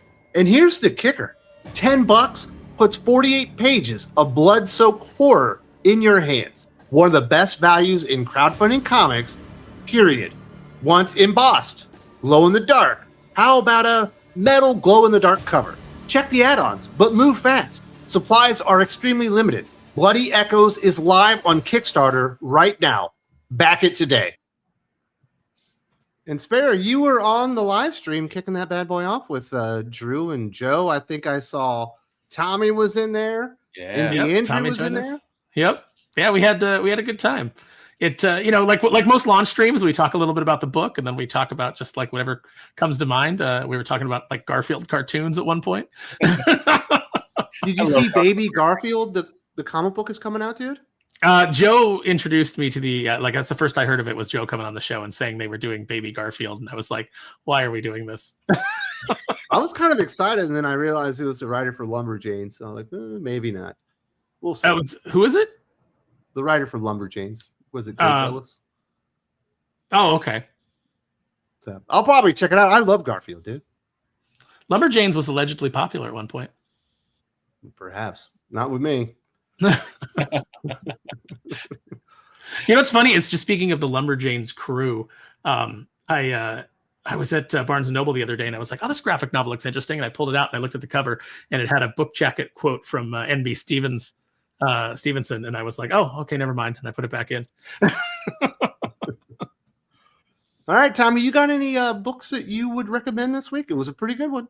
It was a really good week. So obviously G.I. Joe, Dylan kind of mentioned at the end. I think you'll get really excited if you're a G.I. Joe fan.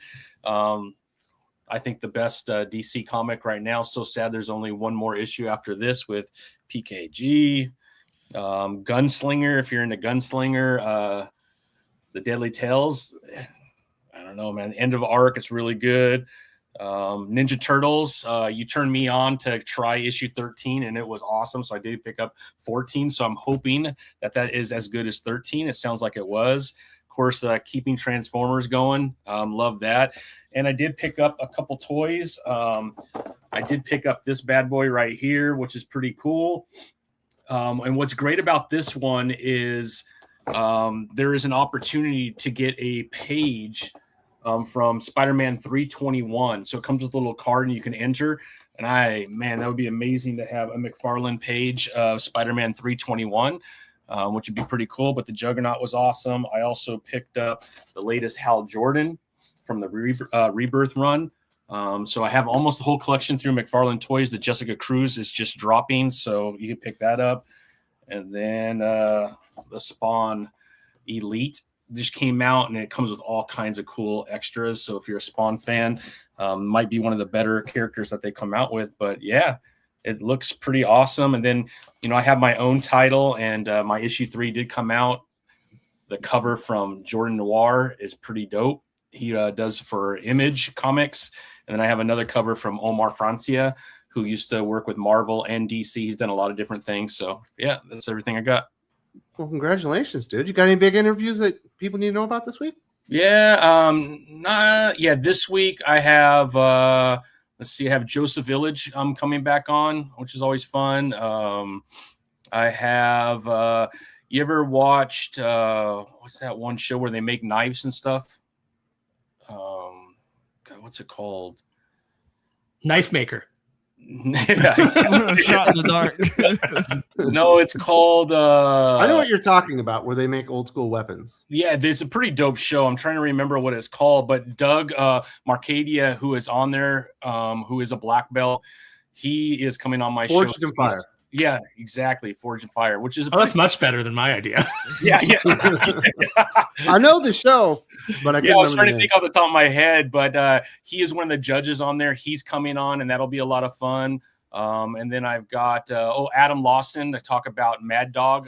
That is the Kickstarter is supposed to ship in March, so he'll be coming on. And then quite a few others. Todd McFarlane, hopefully in February. We've been going back and forth, so yeah, a lot of really good shows. And Dan Waters is coming on, which I'll be excited about. I do enjoy Dan's work. And then Joe Harris, he had a horror title called Pastime through Mad Cave, which is pretty fun too. Very, very cool. All right, Sully, word to you. I want to hear you say the word Wookiee. Wookiee. Yeah, the Walkies. There's a Wookiee. really What do You messed up. buy a You called Wookiee for Spirits of Christmas? Violence, brothers of violence, or sons of violence? It's spirits of violence. That's Yeah, not you Sons said of Violence. Sons That of was my Violence. bad. Yeah, Spirit of Yeah. Violence. Yeah, I thought that was a decent book. I really liked it, but it was not purchased by this person. I picked up 6 funny books this week at my local comic book shop this past Wednesday. I'm a Wednesday warrior. I have a pull list. I go every Wednesday if I can and get the new funny books fresh off the shelves. Finally came in. Mad Cave's Flash Gordon number 14 by Jeremy Adams. This is a pretty good single issue, and it's a good part of the story. And I also love the last page of this. It's got some kind of like Sunday funny book thing. So don't miss out. If you got this in physical copy, don't miss out on that last page. It's really fun, and it's a good book. Thank you, Jeremy Adams. Speaking of Jeremy Adams, I got Aquaman. What's this, number 13? I thought I was gonna be a little dismissive of it because it's about Mara and about the daughter Andrina, but it ended up being a pretty good story. While Arthur's away doing DC KO things, I didn't even read that this week. This is as close to KO as I'm getting, and as always, consistently, Jeremy Adams does a good job. We got Beneath the Trees Where Nobody Sees, Rites of Spring, number 5 of 6, and I'm 5 for 5 on the movie parody posters by Tony Fleeks. I love this. Can anyone identify which movie this is? Let me know in the chat. Let me know in the comment section. I'll be looking for your answer. I got Real American Hero and 324. All the events of this cover, this Andy Kubert cover, happen in the book. It's a nice standalone. I love Larry Hama's writing. This is a good time to be a G.I. Joe fan. And then coming in for the win, Transformers and G.I. Joe. Look at, and just like you, Tommy, I got some variant covers. I got the Jorge Corona cover and the Lee Bermejo cover. Look, this is beautiful. Did he paint this? Or is that all just digital coloring and stuff? Definitely I'm not painted. sure, but this is wonderful. Dreadnought War was so much fun. And then we're introducing more and more. We got Miles Mayhem in here, and he does something very obvious. And we also have the reveal of one of our. We've been looking for this. One of these. I don't even want to say it because Don't say it. I'm not going to say it. No. Yeah, exactly. It was really fun. Great panels, great Big art, reveal. great colors. 5 for 5. The Dreadnought War was great. It was fun. I want more. Looking at Energon Universe is the way to go. And that is my picks of the week. Thank you so much, everyone. Enter the best chat on the planet. here on the Koichi Oki Saturday says he morning. thinks that cover is child's play. Really? Oh my goodness. What, the Jorge Corona cover or the Lee The Bermejo? homage cover to the horror Yeah, film. saying it's sir. the Chucky. Oh, it's Chucky? That Lee Mayo Child's Play homage is just fantastic. Oh, yeah, thank you. Great, thank you so much. And it's actually, this has got the heat turns up in this book, and it's really good. It's really good. I thought you had the answer. You were fishing. You I didn't was know what it fishing was. for the answer. I was looking for the Oh. answer. Yeah. Let's Thank take a you, picture with Koichi. your phone and throw it to ChatGPT. They'll probably figure It's it out more for you. fun this way. Why read a wiki when you have friends to talk to? That's true. I mean, Last but not least, Dylan it would have been a good week for you because it was all indies and DC that landed this week. Yeah. What are it's a your good big week. recommendations, dude? DC KO number 3. Still, the Superman Lex stuff continues to be really good in that. Everything around it, though. Everything around. I did like the Batman Who Laughs fake out. I like that because I was like, It felt like no, like kick they're in the- pretty. In the eye to me personally. I like that because when they brought it, I was like, oh no, don't tell me he's back. And then it was a fake out. I was like, oh, thank God. I like that. I thought that was fun. And then Batman Robin 29 was incredible. It's really good. Aquaman number 13, we got a little Mara side adventure since Aquaman's tied up with KO. G.I. Joe number 17 was fantastic. The conclusion of the Dreadnought War and that finale, that page right there at the end, that reveal was, that was great. Real American Hero 324, a double dose of G.I. Joe this week. It was good. Geiger number 20, we're kicking off a new arc. This was a lot of setup, but Gary Frank killed it as always, and we're getting some more lore into this universe with the Unknown War and everything. So Geiger number 20 is pretty good. Redcoat? So you've Yes. seen Northerner before? Okay. Yeah. Yes, yeah. I didn't then, realize he could summon tanks from Asgard. Yeah. Well, he didn't. They just sent that. Like he didn't summit that. They were like, "You need this right now." And they Kinda sent weird. it. Yeah, he doesn't really even know how any of it works. He's like, "I don't really know who it is or whatnot. Just I can get weapons in a duffel bag sometimes." That was fun. Dungeons of Doom number 1 was pretty fun from PKJ and Ben Percy. It's just a bunch of different factions going to try to raid Doom's lair, and they're just like, we got, Doom's gone. Now we're gonna go get his goodies, but there's a lot of traps set and a lot of things they're running into, and it was just fun. And then Deadly Tales of the Gunslinger Spawn number 12, which was the conclusion of this Mines arc that we've been going through, and it was pretty good. So yeah, some good comics this week. Yeah, it's a very good week. Do you have any videos that recently came out or about to drop that people need to know about? Yes, today I have a video going all over the whole Kathleen Kennedy leaving, and I break down the article that because she did an exit interview with Deadline where she said some interesting things, and I Crazy break stuff. that down. So yeah, that'll be going up soon, later Well, today. very good. So you'll get the full breakdown from the Real Comic Book Gamer, and it was a fun show. I'm sorry Jim didn't make it to the end, but I love Jim. He's the best. Dylan, in the breakdown article, did they ask Kathleen Kennedy? Joe Russo says that you're responsible for E.T., the Indiana Jones trilogy, Star Wars, Jaws, that you're responsible for these things. How does it feel to know that you're responsible for those things, but also your legacy will being known as the worst studio head of all time? No, but they do ask her what she's excited about next, and she said AI in movies, and she compared it to making Jurassic Park and the first CG shot ever in Young Sherlock Holmes. So that was something. Read the room, Ooh. Kathy. You've never been good at it. Jim's the worst. That's a crazy take, but I hope everyone has a fantastic weekend. We got a big day of football ahead, right? Yes. Yeah. Yes. Probably already started. Yeah. So have fun with that. I will be recording the best of the week soon with our boy Drew, and I'll see you around. See you later, everybody. Instead Get of out. end. You. I almost just